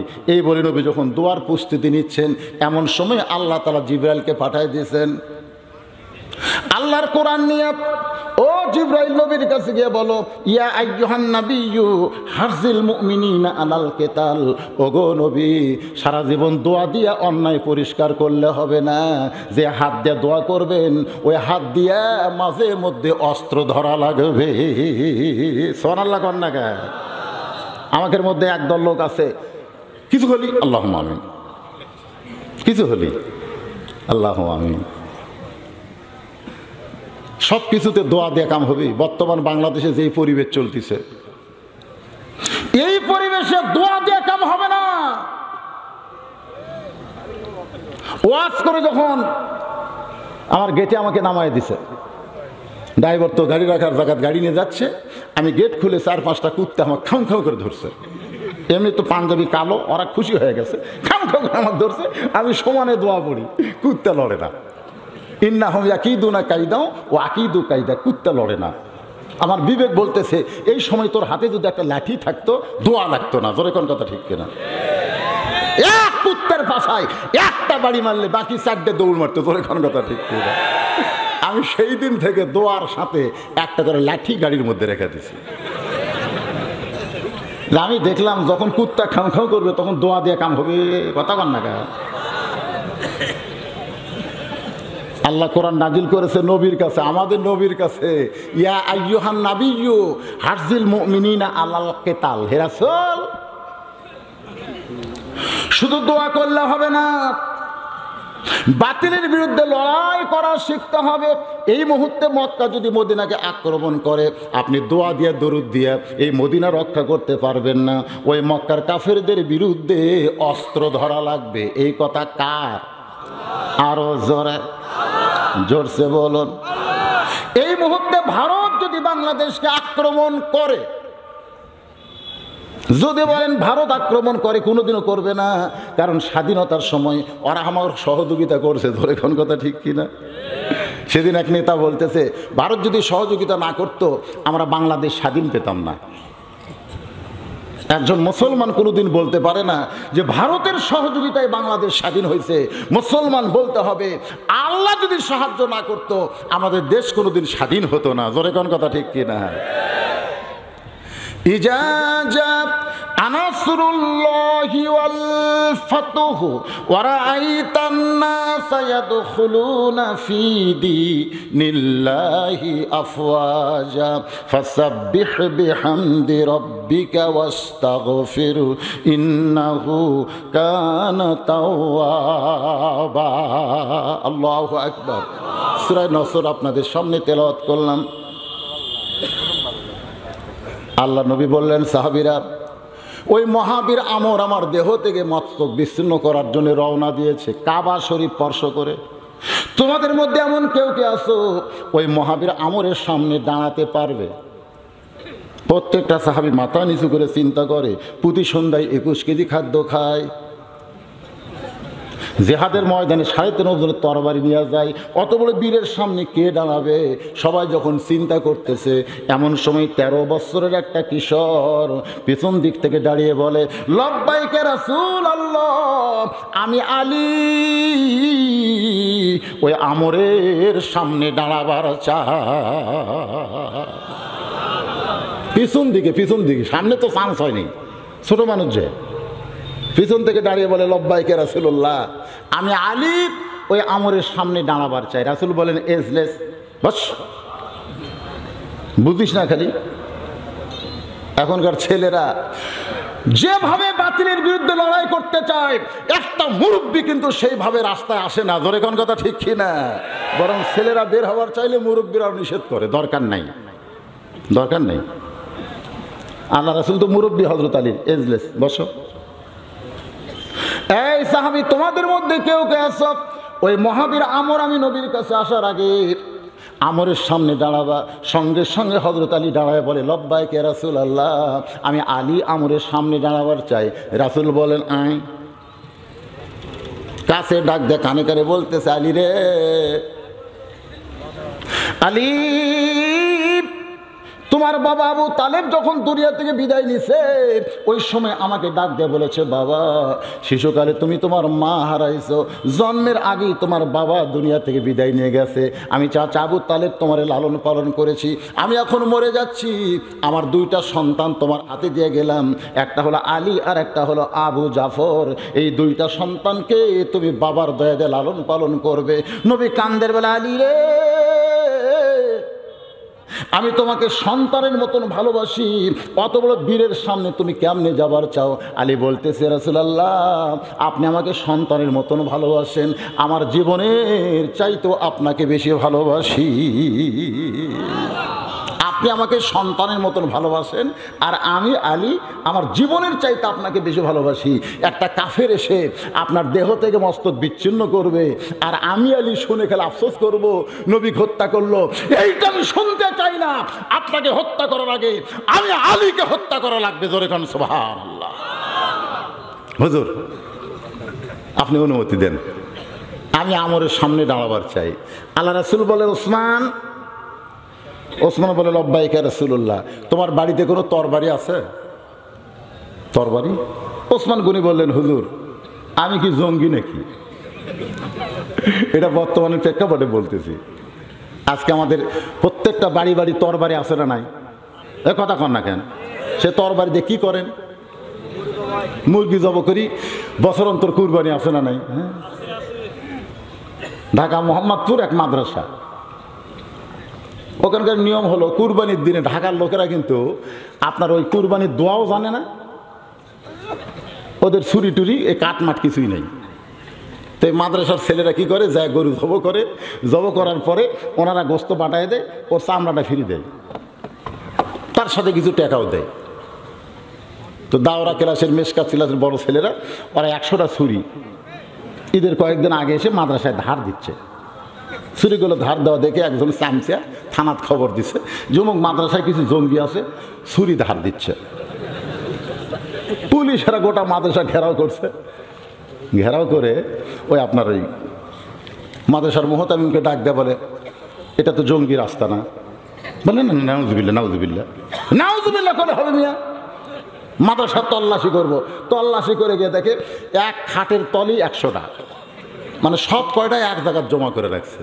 আয় হায়, মাদ্রাসা গোটা অ্যাটাক করে, সব গোটা করে যাই। ছুরি কেন? তখন এক ছেলে একটু পাগলা পাগলা, ওই বলতেছে, ছুরি কেন জানেন না? আগামী 10 তারিখে রক্তের বন্যা বয়ে দিব।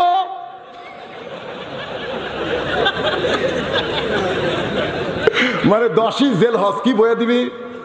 রক্তের বন্যা বয়ে দেবো। ছুরি কেন জানেন না? পুলিশের কাছে এক ধরে, কিসের রক্ত, কিসের রক্ত, কিসের রক্ত বোঝেন না? কুরবানি বোঝেন না? ও দেখছেন, আপনাদের বাড়িতে ছুরি থাকলে কোনো সমস্যা নাই, কিন্তু বদরুশিদের কাছে একটা ছুরি থাকলে কিন্তু বিপদ আছে। ধরে এখন ঠিক কিনা ভাই? জিএমবি জঙ্গি নেই, আমার বাড়িতে তরবারি কিসের? রাসূল বলে, উসমান, তুমি যে কুরবানি করো, এই কুরবানি করার কি ছুরি নাই? বলে, রাসূলুল্লাহ আছে। বলে, এক দৌড়ে নিয়ে আসো। সবচাইতে বড় ছুরিটা আল্লাহ নবীর হাতে দিলেন।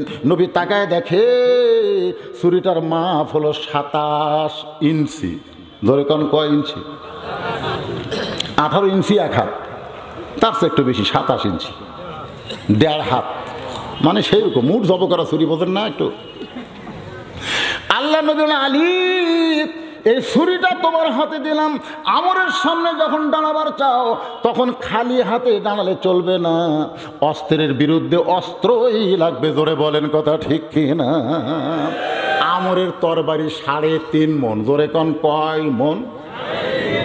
আর হযরত আলীর হাতে যেটা দিয়েছে 1.5 হাত।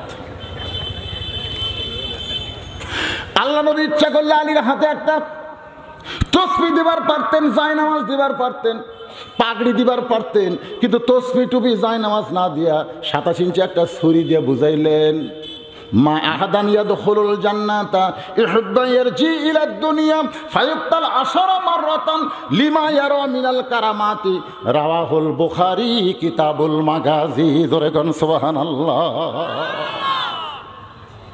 হযরত আলী 27 ইঞ্চি তরবারি নিয়ে মারছে দৌড়। পিছন দিক থেকে নবী ডাকতে বলে, আলী আমরের সামনে যাবি ঠিক আছে, কিন্তু এরকম দৌড়াস কেন? আলী বলতেছে, ইয়া রাসূলুল্লাহ, অনেক আগেই আমর রওনা দিয়েছে আপনার দিকে। হুজুর আমি এই জন্যই দৌড়াই, ওই কাফের আপনার পবিত্র চেহারা দেখার আগে আমি আলী ওরে জাহান্নামে পাঠাবার চাই। আপনার পবিত্র চেহারা দেখার আগে আমি ওকে কোথায় পাঠাবো? আপনারা কোন তো তরবারে হাতত পায়ে মশান কি কম? এক দৌড়ে আমরের সামনে, আমরের পিছনে হাজার হাজার কাফের মিছিল করতেছে। মুসলমানের নবীকে কেউ বাঁচাতে পারবে না, মুসলমানের নবীকে কেউ বাঁচাতে পারবে না। আমর খালি সামনে হাতির মতন হাঁটতেছে। ইতিমধ্যে হযরত আলী আসা ব্রেক, আমর তাকায় দেখে উস্কে পুস্কে এক ছেলে, 13 বছর বয়স, হাতত চাকু, যেটা তো চামড়া ছেলে, আপনাদের কুরবানির চামড়া ছেলে, এর নাম কি? চাকু। আমরের তরবারির কাছে আলীর এটা কি? একটা চাকু। এই চাকু নিয়ে খাড়া হয়েছে একেবারে 13 বছরের একটা ছেলে, বোম্বাটু। ওই যে একটা মাদানি বক্তা আছে না নাই, আব্দুর রহিম আল মাদানি। হয়তো আলী কিন্তু এরকম, মা ফাতেমা বলেছে আমার চাইতে 3 পা হাত ছোট। আমার স্বামী আমার চাইতে কয় হাত ছোট? 3 পা হাত বোঝেন না, 3 পা হাত বোঝেন না, 1.5 হাত। তাহলে আমরের সামনে ব্রেক। আমর বলতে, তুই কে রে? আমার মতন বীরের সামনে যাইলি? তোর কি বাপ মা দুনিয়াতে নাই? আমার কাছে আসার আগে তোকে বাধা দেবার কোনো মানুষ বাস নাই। সঙ্গে সঙ্গে আলী বলতেছে, রে কাফেরের পাটা, তুই কত বড় বাপের বেটা! আল্লাহর নবী তো দূরের কথা, এই আলীকে ডেঙ্গায়া নবীর কাছে যা। জোরে কান সুবহানাল্লাহ। সমস্ত কাফেরেরা তাকায় আছে, আমর বীর আলীর দিকে তাকাইছে। এমন সময় হযরত আলী ওই তরবারিটা হাতের মধ্যে নিয়ে এই কোরআন থেকে একটা আয়াত তেলাওয়াত করে ওই চাকুর ওই তরবারির মুখে একটা ফুৎকার দিয়া আমরের সামনে একটা দাগ টানতেছে। আমর দাঁড়ায় আছে, তার সামনে এরকম একটা তরবারির আগা দিয়ে একটা দাগ টেনে বলতেছে, রে কাফেরের পাটা, তুই কত বড় বাপের বেটা, নবিক মারবার চাস, খালি দাগটা ডেঙ্গায়া সামনে এক ধাপ। এই যে দাগ দেখতেছিস, দাগের এই পার খালি এক ধাপ দে।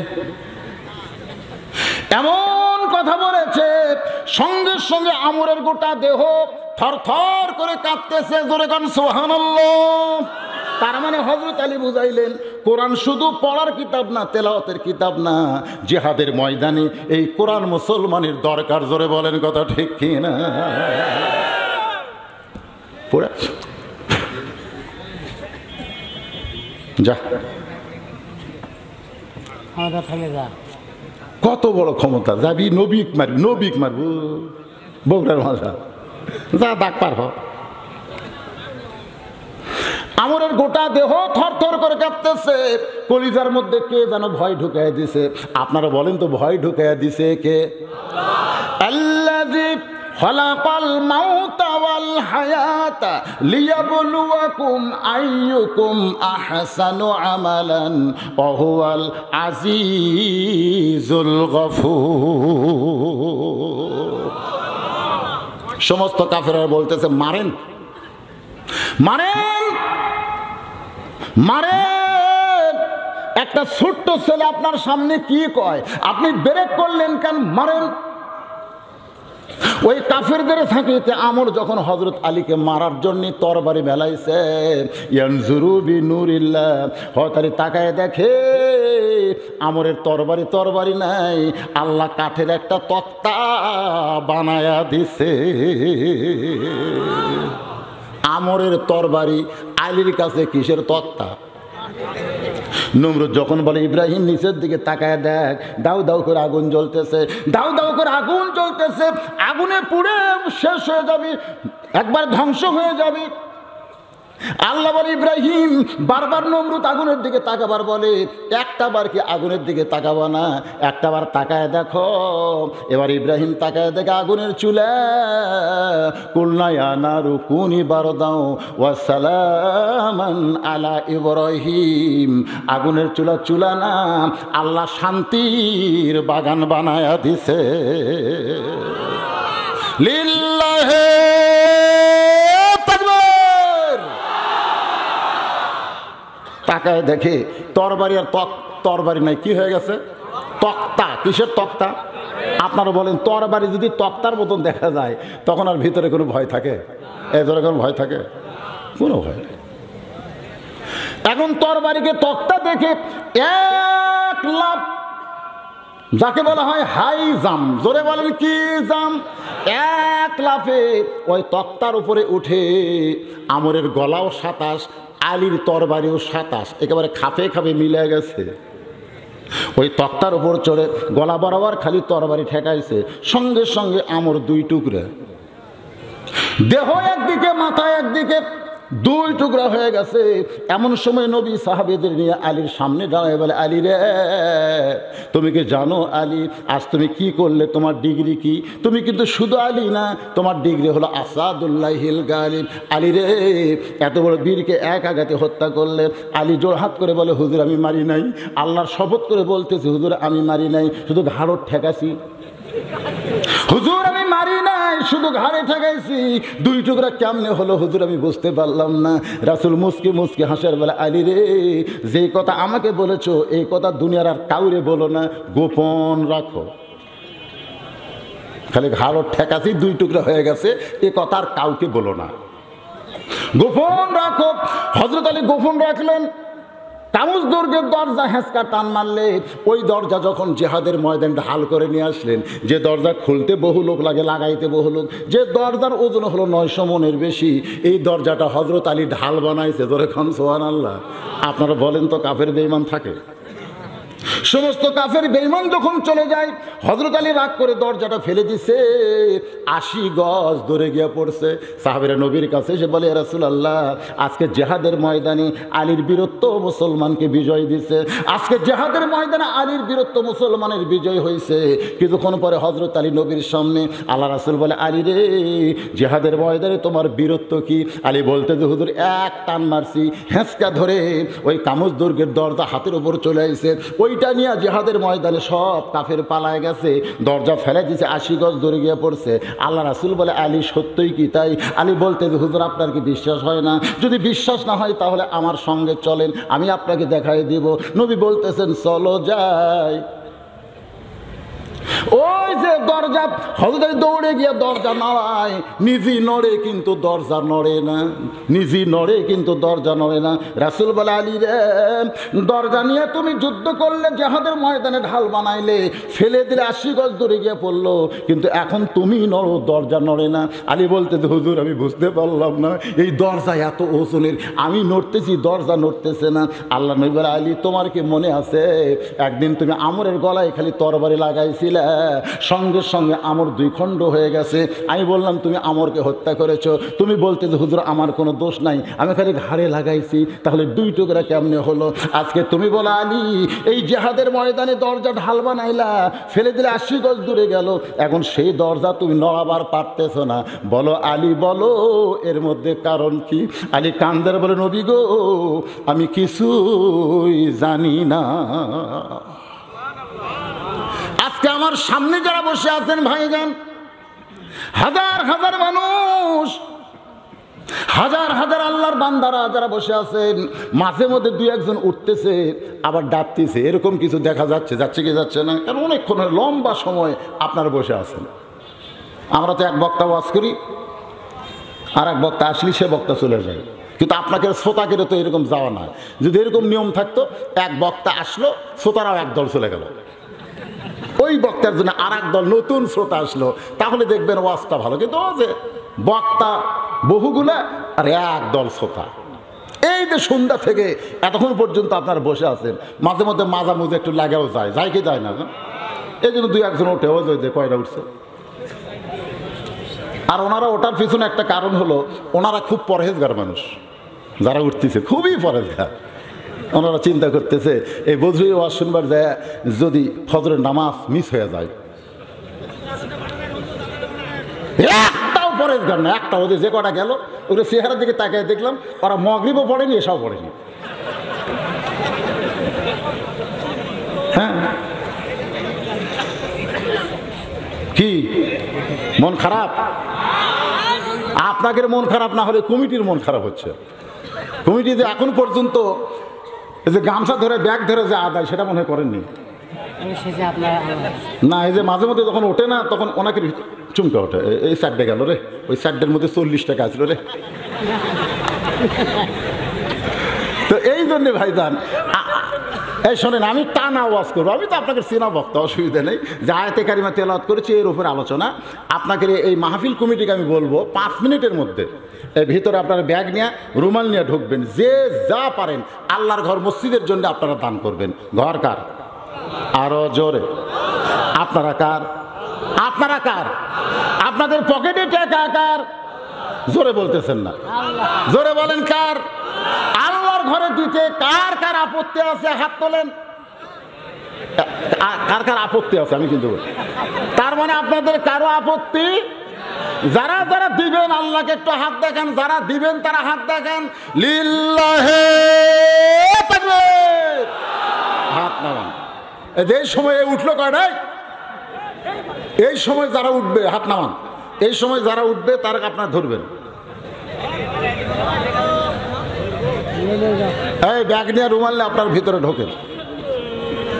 আমি যে আলোচনা করতেছি ভাইজান একটু মনোযোগ দিয়ে শুনবেন। আপনাদের মনে নেই প্রত্যেকটা অভিভাবককে আল্লাহ রাখালের দায়িত্ব দিয়েছে, মনে আছে নাকি? মনে আছে? ওই রাখালের দায়িত্ব 16 বছর 17 বছরের বকনা। আমি সেখান থেকে মেয়ের কথা বলতে গিয়ে মা ফাতেমার কিছু ওয়াজ শোনাইলাম। আপনাদের 22 বছরের ছেলে আছে, সেই ছেলেটার কিছু ওয়াজ শোনার দরকার আছে না নাই? দরকার আছে না নাই? আমাদের ছেলেগুলো সব নষ্ট। এই নষ্ট হওয়ার পিছনে কারণ কি? আমি এইমাত্র পাবনা থেকে ওয়াজ করে বাড়িতে আসছি। পাবনা থেকে ওয়াজ করে বাড়িতে আসতে সকাল হয়ে যায়, কারণ আপনাদের বাগমারা আর এই পাবনা এই দুই জায়গায় বক্তাকে তুলে দেওয়ার কোনো টাইম নেই। তো আজ শেষ করে বাড়িতে আসি। ইতিমধ্যে আমার চাচি ফজরে পর আমার কাছে এসে বলতেছে, বাবা আমার বাড়িতে তোমাকে যাওয়া লাগবে। আমি বললাম, চাচি কি হয়েছে? বলে, তোমার চাচাতো ভাইকে পরি ধরছে। পরি, পুরুষ মানুষকে ধরে পরি আর মেয়েদেরকে ধরে জিন। আপনার শোনেন নাই জিন পরি? শোনেন নাই জিন পরির কথা? শোনেন নাই? হ্যাঁ। তো পরি ধরছে। আমি বললাম, কি করে? বলে, মাঝে মধ্যে গোসল করে, বিয়ে শাদী করে নাই। এই গোসল করা দেখে তোমার চাচারও মন খারাপ, আমারও মন খারাপ। তো তুমি একটু তাবিজ কবজ দাও। তা আমি বললাম, চাচি আমি তো তাবিজ কবজ মানি না। তো ঠিক আছে, ঝাড় ফুঁক দেবো হনি, ফুঁ ফাঁক দেবো হনি, কোরআন আয়াত পড়ে। 2 নম্বর ওয়ার্ড কমিশনার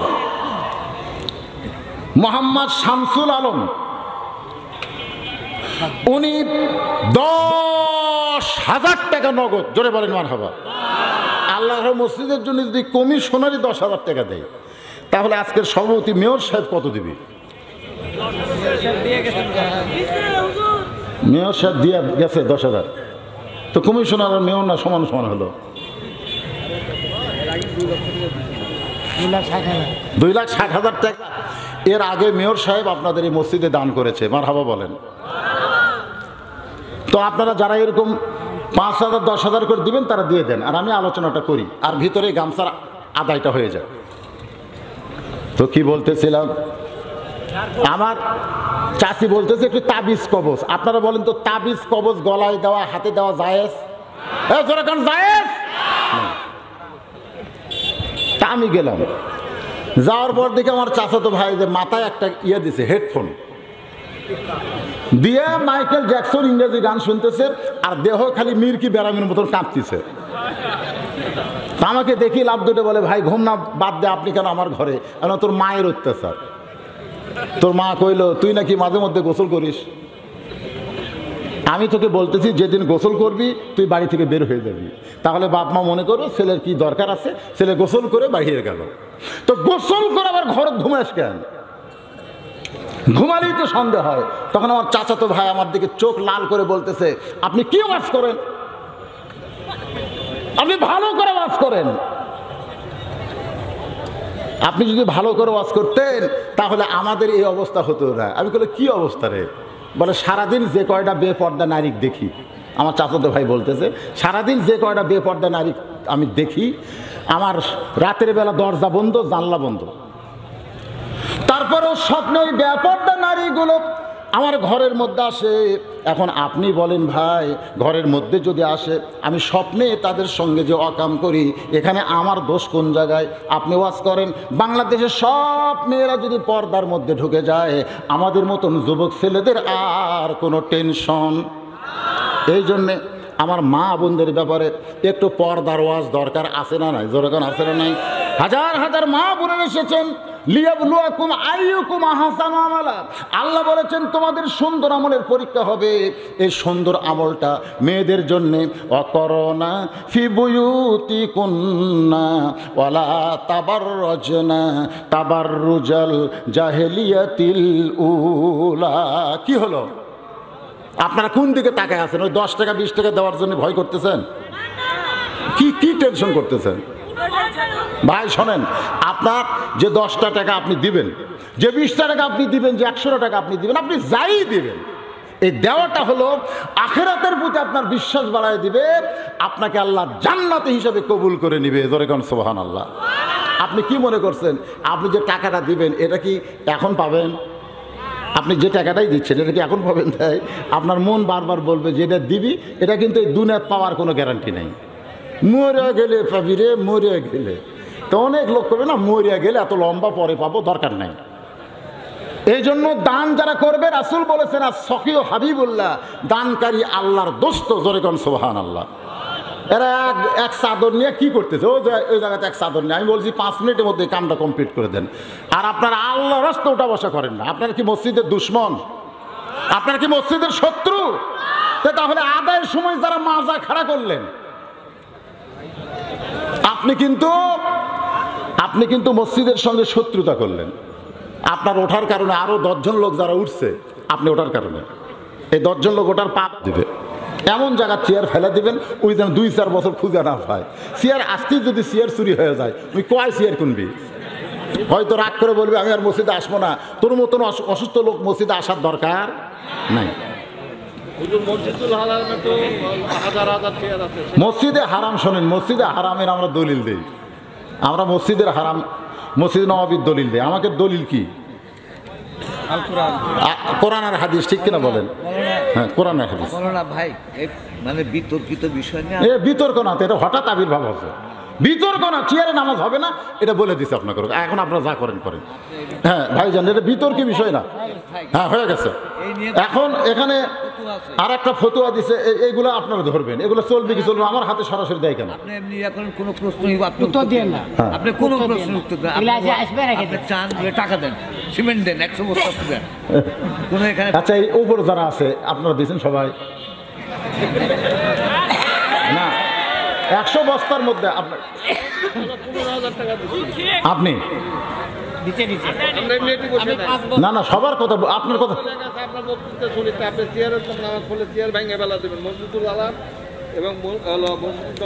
হ্যাঁ, ওনারা বলতেছে মসজিদ নববীর মধ্যে আমিও চেয়ার দেখছি। আমি তো গেছি অনেকবার। মসজিদের হারামের মধ্যে চেয়ার দেখছি। ওনাকে বাড়ি কি ওই জায়গা? বিতর্কিত বিষয় নিয়ে ওই জায়গা না, করারই দরকার নাই। তো ঠিক আছে, শুনেন, ভালো আলোচনা হচ্ছে, আপনি কোনো প্রশ্নের উত্তর দিয়েন না। আচ্ছা ঠিক আছে। বিতর্কিত এগুলা আমি আপনাদের বলবো যে বিতর্কিত কোনো বিষয় নিয়ে প্রশ্ন আর এখানে আনবেন না। এই যে ভাই পিছন দিক থেকে দিচ্ছে, আমি মনে করছি আপনারা দিবার বলতেছেন। না না, আমাকে জিজ্ঞেস করতে হবে, ভুলে গেছিলাম। হ্যাঁ, ওয়াজ তো করতেছি রে ভাই, ওয়াজ করতেছি না ভাই। ভাই শোনেন, জি করতেছি তো আমি। তো আমি বলি, আপনারা দয়া করে যত প্রশ্ন আছে আমার হাতে দিবেন। এইখানে আমরা যাচাই বাছাই করে দেখি, উত্তর দিব। প্রশ্নের শেষ নাই, উত্তরেরও শেষ নাই। ঠিক আছে, আপনারা বসেন বসেন। এখন যে কটা লোক আছে বাঁচালো, ঠিক কিনা বলেন? আদায়ের সময় যারা বিদায় নিছে, আমি অনেক মাহফিলে বলি আমাদের এলাকায় বিশাল একটা ধানের পালা। ধানের পালা বোঝেন না? ধানের পালা দেখা যায়। তো ওই জমিওয়ালা বলতে সব ধান, সব ধান। একজন বলতেছে পাগল, সব ধান না, এর মধ্যে চিটা পাতানো আছে। চিটা পাতান কেমনে বোঝা যাবে? বলে বাতাস দাও, যেই বাতাস দেওয়া শুরু হয়েছে, ধানের জায়গায় ধান আছে আর সিটা পাতান সব উড়ে চলে যায়। এই সিটা পাতান কেমনে বোঝা যাবে? যখন আদায় শুরু হয় তখন সিটা পাতান মার্কা লোকেরা উঠা চলে যায়। ধরে কোন কথা ঠিক কি না? এ পর্যন্ত যারা বসে আছে আপনারা দাঁড়া, আবার কে উঠলো রে? চালা উঠলো নাকি? ওটা বসে নাই ভাই, একটু ধৈর্য নিয়ে বসেন। বাকি কথাটা বলেই আমি আপনাদের নিয়ে মোনাজাত করে শেষ করে দেবো। কথাটা বুঝলেন না? আর বেশি লম্বা সময় না। যে কথা বলতেছিলাম, লিয়াবলুয়াকুম আইয়ুকুম আহসানু আমালান ওয়া হুয়াল আজিজুল গফুর। তোমাদেরকে পরীক্ষা করা হবে সুন্দর আমল। জোরে কোন কি আমল? সুন্দর আমল করবেন না সুন্দর আমল? এখন আপনারা বলেন তো, সুন্দর আমল করতে গেলে সুন্দর একটা পরিবেশ লাগবে। আমি সেইটার কথাই বলতেছিলাম। বর্তমানে যেই পরিবেশ আছে, এই পরিবেশ আপনি সুন্দর আমল কেমনে করবেন? আমার ওয়াজে আপনারা শুনেছেন, বাড়ি থেকে মসজিদ হলো 100 গজ দূরে। আপনার বাড়ির থেকে মসজিদ কত গজ? 100 গজ দূরে। আপনি নিয়ত করেছেন সামনে কাতারে গিয়ে নামাজ পড়বেন। আপনারা বলেন তো, সামনে কাতারে নামাজ পড়লে সওয়াব কম না বেশি? বেশি সওয়াব। তা আপনি 100 গজ দূরে ওযু করে নিয়ত করে মসজিদে রওনা দিলেন, কিন্তু রাস্তার ভিতরে, যে রাস্তা দিয়ে আপনি মসজিদে যাচ্ছেন, ওই রাস্তার ভিতরে দুইটা বেপর্দা নারী আপনার চোখে পড়ছে। আপনি ফালাবার চাননি, হঠাৎ পড়ে গেছে। যেরকম আমার আগে একটা বক্তার মুখের মধ্যে কি ঢুকছিল? পোকা ঢোকেনি। উনি কিন্তু আরও কিছু কথা বলতে চাইছিলেন, কিন্তু পোকা ঢোকার কারণে এমনভাবে ঢুকলো, ওই কি ঢুকে গেছে। তো বেপর্দা নারী কি আমরা চোখে ফালাবার চাইতে পড়ে গেছে। তখন পড়ে গেলে আপনি কি করবেন? পোকা ঢুকলো, 1 গ্লাস পানি খান, পানির সাথে চলে যাবে। পোকা পড়লো চোখে, আপনি নরম কাপড় দিয়ে তোলা যাবে। কিন্তু বেপর্দা নারী যদি চোখে পড়ে, আপনি কি দিয়ে তুলবেন? তোলার কোনো ওষুধ আছে?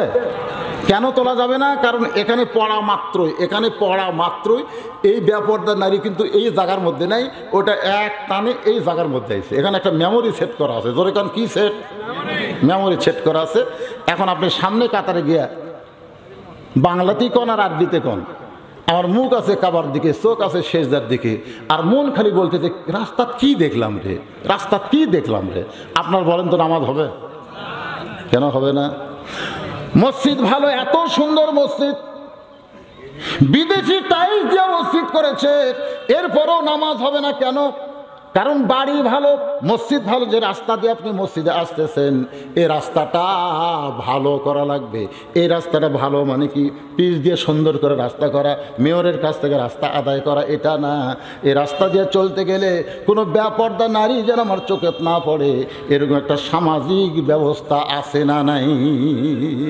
যারা এখন আছে না নাই? আছে। আমার মা বোনেরা যারা পর্দার মধ্যে আছেন গো মা, আপনার দেখে নেন, শুনে নেন, আল্লাহ আদমকে তৈরি করছে মাটি দিয়ে। মাটির উর্বর শক্তি হলো বাহিরে। পুরুষ মানুষ যত বাহিরে থাকবে, আল্লাহ পুরুষের দাম তত বাড়ায় দিবে।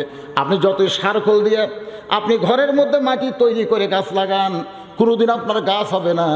কারণ গাছকে যদি আপনি আবাদ করতে চান, তাহলে বাহিরে আবাদ করা লাগবে। জোরে কোন কথা ঠিক কি না?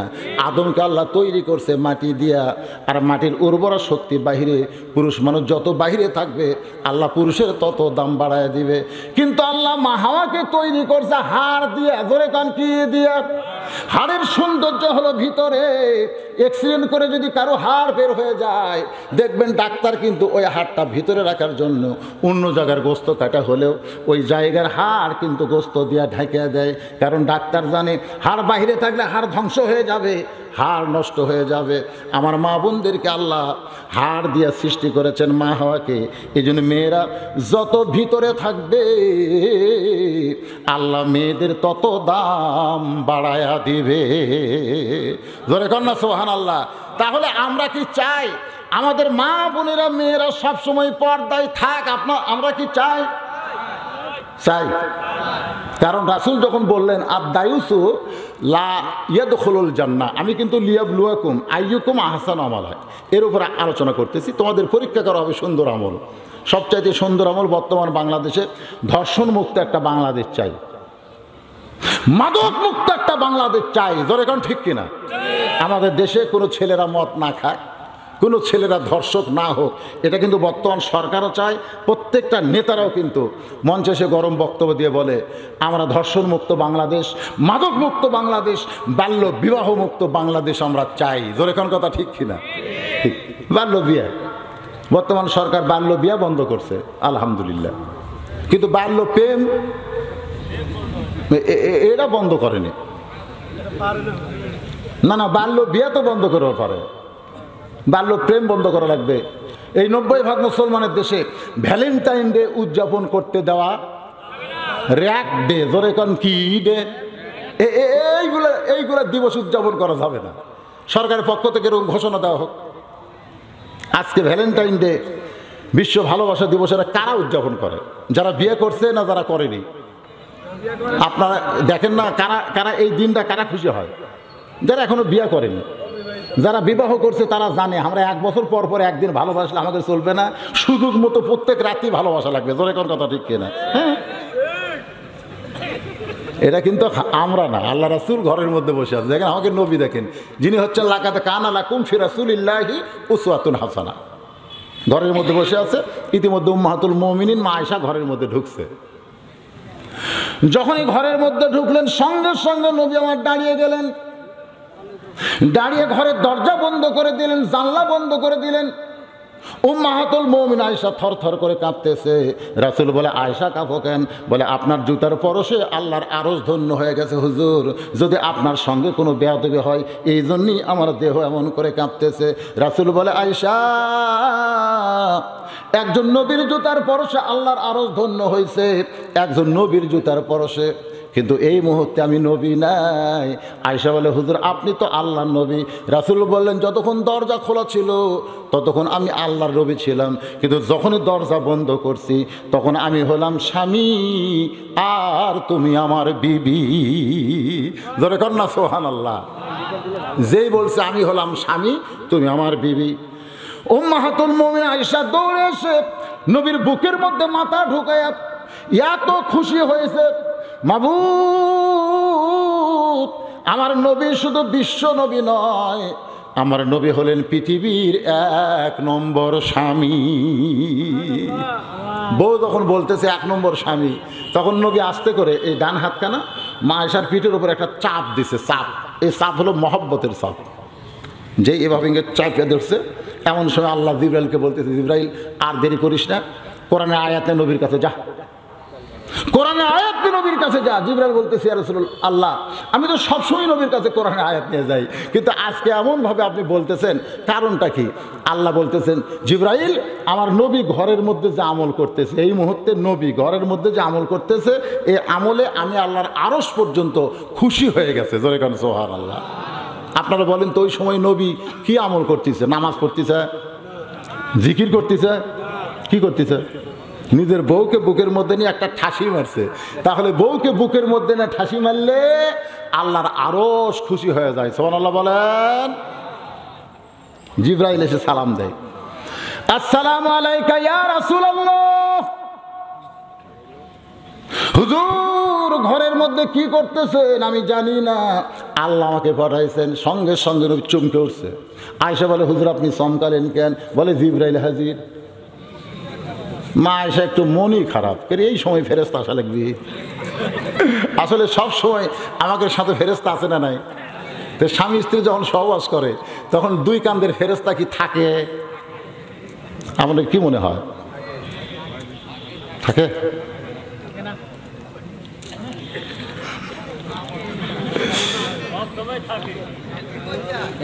সব সময় থাকে ফেরেশতাকে। আমরা কি করি কি না করি এগুলো সব ফেরেশতাকে লেখা লাগবে না? এ কথা কন, কিরামান কাতিবিনা ইয়ালামুনা মা তাফালুন। তোমার 2 কাঁধে 2 মোহরি লিখিতেছেন ডায়েরি, দলিল দেখে রায় দিবে, টাকা পয়সার নাই কারবার। সবাই বলেন, আছেন আমার মুক্তার, আছেন আমার ব্যারিস্টার, সেই বিচারের হাইকোর্টেতে তিনি আমায় করবেন পার। আমি পাপী তিনি জামিনদার, আমি পাপী তিনি মনের ঘরে তালা দিয়া চাবি নিয়া আসেন সাই, আমি অধম সাধ্য কি তার হুকুম ছাড়া বাইরে যাই। মনরে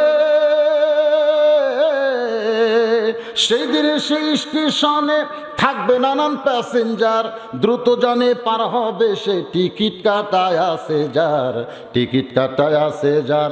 পারাপারে থাকলে তারা সঙ্গে নিও গাড়ি ভাড়া, এই যে 1 বস্তা 2 বস্তা সিমেন্ট দিচ্ছেন এইটাই হলো গাড়ি ভাড়া। ধরে কোন কি ভাড়া? পারাপারে থাকলে তারা সঙ্গে নিও গাড়ি ভাড়া, জবাবদিহি করতে হবে ধরলে টিকিট কালেক্টর। আমি পাপী তিনি জামিনদার। আল্লাহ যখন হাকিম হবে, আমরা যখন আসামি হব, আমাদের নবী তখন ব্যারিস্টার হয়ে উকিল হইয়া আমাদের জন্য আল্লাহর কাছ থেকে জামিন নিবে। জোরে কন্যা সুবহানাল্লাহ। বাজানগো একটু খেয়াল করেন, মায়েশার মনে একটু খারাপ, কারণ স্বামী যখন বউকে বুকের মধ্যে নেয় তখন বউ খুশি হয় না, বেজার হয়। আপনারা যারা বিয়ে করছেন তারা কথা বলতেছেন না, ওই ছেলে মনে এখনো বিয়ে করেনি, করছে বাবা, অথচ বলে দিতে খুশি। কিন্তু তোরা বিয়ে করিস নি, তোরা কেমনে জানবে? ওরা জানে না, কিন্তু আপনারা না বলার কারণে এরা সত্য কথাটা প্রকাশ করতেছে। আর অনেকগুলো তো বলবার পারতেছেন না, পারতেছেন। বউকে বুকের মধ্যে কয়েক বছর যে ল্যান নিয়ে আল্লাহ ভালো জানে। আরে ফেরেশতা জিবরাইল বলতেছে, ইয়া রাসূলুল্লাহ, ঘরের মধ্যে কি আমল করতেছেন আমি জানি না, তবে আল্লাহ এই মুহূর্তে নাজিল করে দিল, হুন্না লিবাসুল লাকুম ওয়া আনতুম লিবাসুল লাহুন্না। স্বামী হলো বিবির পোশাক, বিবি হলো স্বামীর পোশাক। জোরে কোন সুবহানাল্লাহ। আমার মা বোনদের কথা, স্বামী স্ত্রীর কথা কোরআনে আছে না নাই? জোরে কোন আছে না নাই? সেই ভালোবাসা আমরা দিবার পারি না বলে আজকে মেয়েরা ঘরের মধ্যে থাকতে চায় না, স্বর্ণ ছাড়া হরা তার বাহিরে ঘুরবার চাই। ধরে কোন কথা ঠিক কি না? আমরা সেই ভালোবাসা দিবার পারি না দেখেই তো ওরা বাইরে বেড়ায়। খালি অন্তর থেকে একবার ভালোবেসে দেখেন, আপনার বউকে বোরকা পরতে বলা লাগবে না, ও নিজের ইচ্ছাই পরবে। জোরে কোন কথা ঠিক কিনা? ভালোবাসা দেখেন। আজকে আমাদের ভালোবাসা কোথায় চলে গেল? আমার মা বোনদের জন্য বলতেছি, মা আর আপনাদের তেমন ওয়াজ আমি করতে পারবো না, অনেক রাত হয়ে গেছে। এবার হযরত আলী কোরআন থেকে যে আয়াত কানা পড়ে ওই ছুরির আগায় ফুৎকার দিয়া জমিনে একটা দাগ দিয়া বলতেছে, তুই কত বড় বাপের বেটা, খালি ডাক্তার দেঙ্গায় এক ধাপ সামনে যা। আমাদের প্রত্যেকটা মুসলমানের জন্যে শুধু সেই আয়াত না, গোটা কোরআনের সব আয়াতের দরকার আছে না নাই? আমরা তো সুবিধাবাদী মুসলমান। সুবিধাবাদী বোঝেন? সুবিধাবাদী বোঝেন আপনারা? 5 কানা একটা হাতি দেখবার গেছে। কয় কানা? 5 কানা হাতি দেখবার গেছে কানারা। কানারা হাতি দেখবার যায়, এক কানা হাতির পা ধরে বলতেছে, হাতি থমের মতন, হাতি থম, হাতি থম। আর এক কানা হাতির গাওলালে আর বলতেছে, এই মিথ্যাবাদী, হাতি হলো পাহাড়ের মতন। আর এক কানা হাতির কান ধরে বলতেছে, তোরা দুইজনই মিথ্যাবাদী, হাতি হলো কুলের মতন। আর এক কানে হাতির ন্যাজ ধরে বলতেছে, সব কথা মিথ্যা বলিস কেন রে, হাতি হলো দড়ির মতন। তা আপনারা বলেন তো, এই যে কানারা বয়ান করতেছে, একটা কথা কি মিথ্যা আছে? একটাও কিন্তু মিথ্যা নাই। যাই যেটুকু দেখতেছে, যেটুকু বুঝতেছে, এর উপরে বয়ান ফেলাচ্ছে। আজকে আমাদের বাংলাদেশের বক্তারা হচ্ছে ওই কানার হাতি দেখার মতন। যাই যেটুকু বুঝতেছে সেইটুকু জনগণের মধ্যে প্রকাশ করতেছে, আর জনগণ শুনতেছে। যাওয়ার সময় আপনারাই নির্ধারণ করতেছেন যে আজকে তাহিরপুর স্কুল ময়দানে যে কয়টা বক্তাই ছিল, বলতো বক্তারা কোন দল করে? কলেজ ময়দানে যে বক্তারা তাফসির করলো, এই বক্তারা কোন দল করে? তখন কিন্তু আপনারাই গল্প করবেন, যেটা ওদের মাগরিবের পরে করেনি, ওটা ওই যেটা এসার পরে করছে, এটা তো ওই দলই করবে। আর যেটা শেষে ওয়াজ করলেই তো এই যে মনে করেন আপনারা বুঝে ফেলে দিচ্ছেন, এক এক বক্তা এক এক দল। আসলে কি এক এক বক্তা এক এক দল, না সব বক্তার এক দল? এক কথা কেন, সব বক্তার এক দল, কিন্তু এক এক বক্তা এক এক রকম বয়ান কেন? ওই যে কানার হাতি দেখার মতন।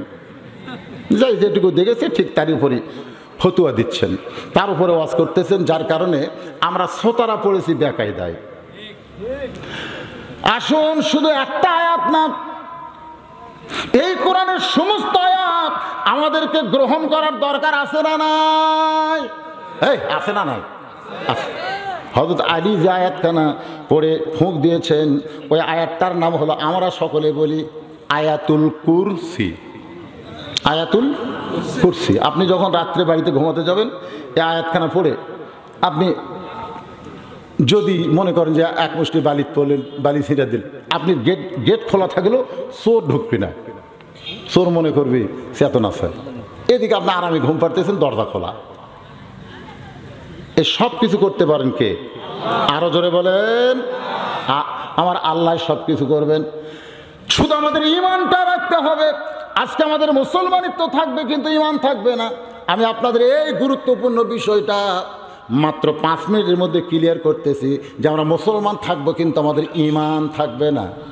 আপনারা বলেন তো, এই বাংলাদেশে একদল বক্তা আছে, আল্লাহরে ধন নবীরে দিয়া, আল্লাহ গেছে গায়েব হইয়া, নবীর ধন খাজা পাইয়া, শুয়া আছে আজমিরে, কেউ ফিরে না খালি হাতে, খাজারে তোর দরবারে। আপনার বলেন তো ইমান আছে? জোরে কান আছে? মাথায় টুপি, মুখে দাড়ি, এত সুন্দর মুসলমান, তারপরে আমরা বলতে পারি না তার ইমান আছে। কারণ কেবলমাত্র আমাদের চাইতে হবে কার কাছে? আরো জোরে বলেন, কার কাছে? অনেক লোক আমাদের মধ্যে আছে, দেখেন মুসলমান ঠিকই আছে, কিন্তু বলতে দে ভাই এবার ব্যবসার অবস্থা ভালো না, এবার ব্যবসার অবস্থা ভালো না, ব্যবসা ঠিক মতো না হলে আমি বাঁচবই না। অনেক লোক জমি থেকে বলতেছে আবাদ না হলে খাবো কি, আবাদ না হলে খাবো কি, চাকরি না হলে আমি বাঁচবো না, চাকরি না হলে বাঁচবে না, ব্যবসা না হলে চলতে পারবে না, আবাদ না হলে খাবে কি? আপনারা বলেন তো খাওয়ানোর মালিক কে? আরো জোরে। কিন্তু আমি যদি বলি আবাদ না হলে খাবো কি, তাহলে আমি আবাদকে কিন্তু আল্লাহর পর্যায়ে ফেলে দিলাম। চাকরি না হলে আমি বাঁচবো না, চাকরি কিন্তু বাঁচায় না, ব্যবসা কিন্তু চলায় না, সব কিছু করে কে? আমরা অনেক মুসলমান অনেক সময় বলি আল্লাহ লাগে, হিল্লাও লাগে, আল্লাহ লাগে। আচ্ছা বলেন তো, আল্লাহ লাগে, হিল্লা এ কথা কন না কেন? আল্লাহ লাগে, হিল্লা লাগে না, এই কথাটা কবার পারেন না? হিল্লা লাগে। তো যারা বলে আল্লাহ লাগে, হিল্লাও লাগে, এদের মুসলমানের তো ঠিকই থাকবে কিন্তু ইমান থাকবে না। রাসূল বলেছেন এমন একটা জামানা আসবে, আগুনের আংটা হাতে রাখা সহজ হবে কিন্তু ইমান রক্ষা করা বড় কঠিন হয়ে যাবে। সেই জামানা এখন আমাদের মধ্যে উপস্থিত হয়ে গেছে ভাই। আমাদের আমল যদি কমও হয় কিন্তু ইমানটা আমাদের ধারণ করতে হবে। কারণ অনেক ভালো আমল করার পরেও মানুষ জাহান্নামী, খালি ইমান নাই। যে এরকম নবীর চাচা আবু তালেব, আপনারা তার জীবনে পড়ে দেখবেন, তার মতন ভালো মানুষ তখন মক্কাত কেউ ছিল না, যিনি নবীকে বাবার দরদ দিয়ে লালন পালন করেছেন।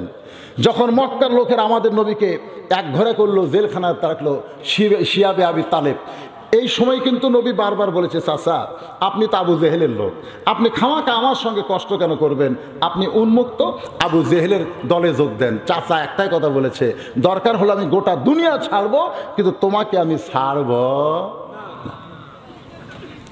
এত ভালোবাসার মানুষটা বেঈমান হয়ে মরে যাওয়ার কারণে জাহান্নামের আগুনে তাকে পুড়তে হবে। তবে আবু তালেবের জন্য সবচাইতে নিম্নতম জাহান্নাম, তাকে জাহান্নামের 2টা জুতা পরানো হবে। এই 2টা জুতা পরার কারণে তার মাথার মগজ গলে গলে পড়বে। আর একটা হলো দাতা হাতেম তাই, এত বড় দানবীর কেউ ছিল না কিন্তু বেঈমান হওয়ার কারণে এই ভালো আমল করার পরেও জাহান্নামে যাওয়া লাগবে। আর একটা হলো বাদশাহ নওশেরওয়ান। এখন থেকে আমাদের চিন্তা করবেন, আমাদের আমল যদি কমও হয় আমাদের ইমান আকীদা ঠিক রাখার দরকার আছে না নাই? দরকার আছে না নাই? তাহলে এখন সকলেই মোনাজাতের আগে বলেন তো, গোটা পৃথিবীর রাজত্ব কর্তৃত্ব মালিকানা কার হাতে? এই ইমানটা কি এখনো মজবুত হয় না? জোরে বলেন, কার হাতে? সমস্ত ক্ষমতার মালিককে, বাঁচানোর মালিককে, মারার মালিককে। আল্লাযী খলাকাল মাউতা ওয়াল হায়াতা, আমাদের মৃত্যু দেওয়ার মালিককে, আমাদের বাঁচানোর মালিককে। চাষটলে গল্প করতেছে, হুজুর যতই ওয়াজ করেন, ডাইরেক্ট কোন আর অ্যাঙ্গেলে কোন, সাইদি সাহেবও কিন্তু বাঁচাবার পারলেন না। তা আমি কইলাম, কে রে ভাই, আমার কোন ওয়াজের মধ্যে সাইদিক বাঁচানোর ওয়াজ আছে? তখন বলতে হুজুর যতই করেন ওই কয়েকটার ফাঁসি হবে হয়েছে, আর এই কয়টার ফাঁসি হবেই। আমি চাওয়ালাকে বললাম, ভাই 1-2 কাপ চা দে। তো বলতে মানুষ একলা 2 কাপ কেন? আমি বলি, এইরকম দারুণ দারুণ কথা বলার জন্য তোর পুরস্কার 1 কাপ, আর 1 কাপ খা। ওই 2 কাপ দুধের চা পায় বলতে হুজুর, আমি তো আপনার পক্ষে বলিনি। তারপর আমার 2 কাপ চা দেওয়ার কারণ কি? আমি কইলাম, বাজান চা খা, অত পেশাল পারিস কেন? যখন চা খাচ্ছি আমি বললাম, তুই মরবি। আমি যেই বলছি তুই মরবি, চমকে উঠছে। চমকে উঠলি কেন? তুই তো বললি অমুকের ফাঁসি হয়েছে, অমুকের ফাঁসি হবে, কিন্তু আমি বলতেছি তুই মরবি। তো বলতে হুজুর কখন? মানে ওই চা কিন্তু আর খাচ্ছে না। যেই বলছি তুই মরবি, চুপ করছে। হুজুর কখন? এগুলো সময় আমি জানি না, সময় আমি জানি না, তবে যে কোনো সময়। কান্দিস না, কান্দিস না, যে কোনো সময় ফাঁসির তারিখ আছে। অমুকের ফাঁসি হবে, তারিখ আছে, কিন্তু তোর তারিখ নাই। তোর কিন্তু তারিখ নাই, এটা থেকে উঠতে পারবো কিনা সেও গ্যারান্টিও নাই। কিন্তু ফাঁসির তারিখ আছে, অমুক তারিখে ফাঁসি হবে। ওই ফাঁসি হওয়ার আগে ওর যত পাপ আছে তওবা করে, কান্দে কেটে, নামাজ পড়ে, জিকির করে, কোরআন পড়ে, তারপরে ফাঁসির দড়ি যখন নিয়ে যাচ্ছে তখন থেকে আশহাদু আল্লা ইলাহা ইল্লাল্লাহ কলেমা পড়তেছে। ফাঁসির দড়ি যখন গলা দিচ্ছে তখন লা ইলাহা ইল্লাল্লাহ মুহাম্মদ রাসূলুল্লাহ পড়তে পড়তে ওর ফাঁসি হয়ে গেল। আল্লাহ রাসূল বলেছে, সারা জীবন কেউ যদি পাপ করে আর মরার সময় কলমার স্বীকারোক্তি দিয়ে কেউ যদি মরতে পারে, এক কলেমার উসিলায় আল্লাহ তার জীবনে সব পাপ মাফ করে দেয়। কিন্তু এখন তুই বল, তুই যে ফাঁসিলে খুব গল্প বাড়তেছিস, তুই যখন মরবি তুই কলেমা কর, গ্যারান্টি আছে? তখন হুজুর চা খাবো না। চা খাওয়ার জন্য লাগে পাগল, তুই মরবি তার কলমার কোনো গ্যারান্টি আছে? না, সাধারণভাবে যা মরতেছে এদের কলমার কোনো গ্যারান্টি নেই। এখন বল কোনটা ভালো, মৃত্যু ভালো না ফাঁসি ভালো? ও বলতে হুজুর আপনার কাছ থেকে শোনা মনে হলো ফাঁসি ভালো। তাহলে ফাঁসি হয়ে মরতেছে, তোর বাজার কোন জায়গা? ওরা তো ভালো হয়ে যাচ্ছে রে, আর তুই আমি সাধারণ মরা মরতেছি, আমাকে বিপদ আছে। তোর এখন কথা ঠিক কিনা? ও যাওয়ার সময় বলতে যে হুজুর আর ফাঁসির আসামি নিয়ে আমি চিন্তা করব না, এখন থেকে চিন্তা হবে মৃত্যুর আসামি। ফাঁসির আসামির তারিখ আছে, কিন্তু মরার আসামির কোনো তারিখ নাই। আমার সামনে আমরা যারা বসে আছি আমরা সকলে কিসের আসামি? মৃত্যু। জোরে বলেন, কিসের আসামি? যে কোনো সময় আমাদের মৃত্যু হবে। এই মৃত্যুটা হওয়ার আগে আমাদের ইমানটা দুরস্ত করার দরকার আছে না নাই? তাহলে আমার সঙ্গে সকলে পড়েন, লা ইলাহা ইল্লাল্লাহু মুহাম্মাদুর রাসূলুল্লাহ সাল্লাল্লাহু আলাইহি ওয়াসাল্লাম। আস্তাগফিরুল্লাহ পড়েন, আস্তাগফিরুল্লাহ, লা হাওলা ওয়ালা কুওয়াতা ইল্লা বিল্লাহিল আলিয়্যিল আযীম। অনেক চলে গেছেন, অনেকে আছেন। এই মুহূর্তে মাহফিল শেষ করা হবে, তার আগে আজকের মাহফিলের যিনার সভাপতি তিনাদের পক্ষ থেকে, এখন রাত বেশি বাজে নাই, আমি যখন আইছি তখন কত, এখন বাজতেছে 1টা 21। কয়টা 21? 1টা 21। তার মানে 2 ঘন্টা 20 মিনিট অতিক্রম হয়ে গেছে। এখন মোনাজাত হবে। মোনাজাতের আগে আপনাদের কারো কিছু বলার আছে? নাই? আপনার ধন্যবাদ জানাবেন না, এত লোক চলে গেছে, একটু সাইজটা করে দাও।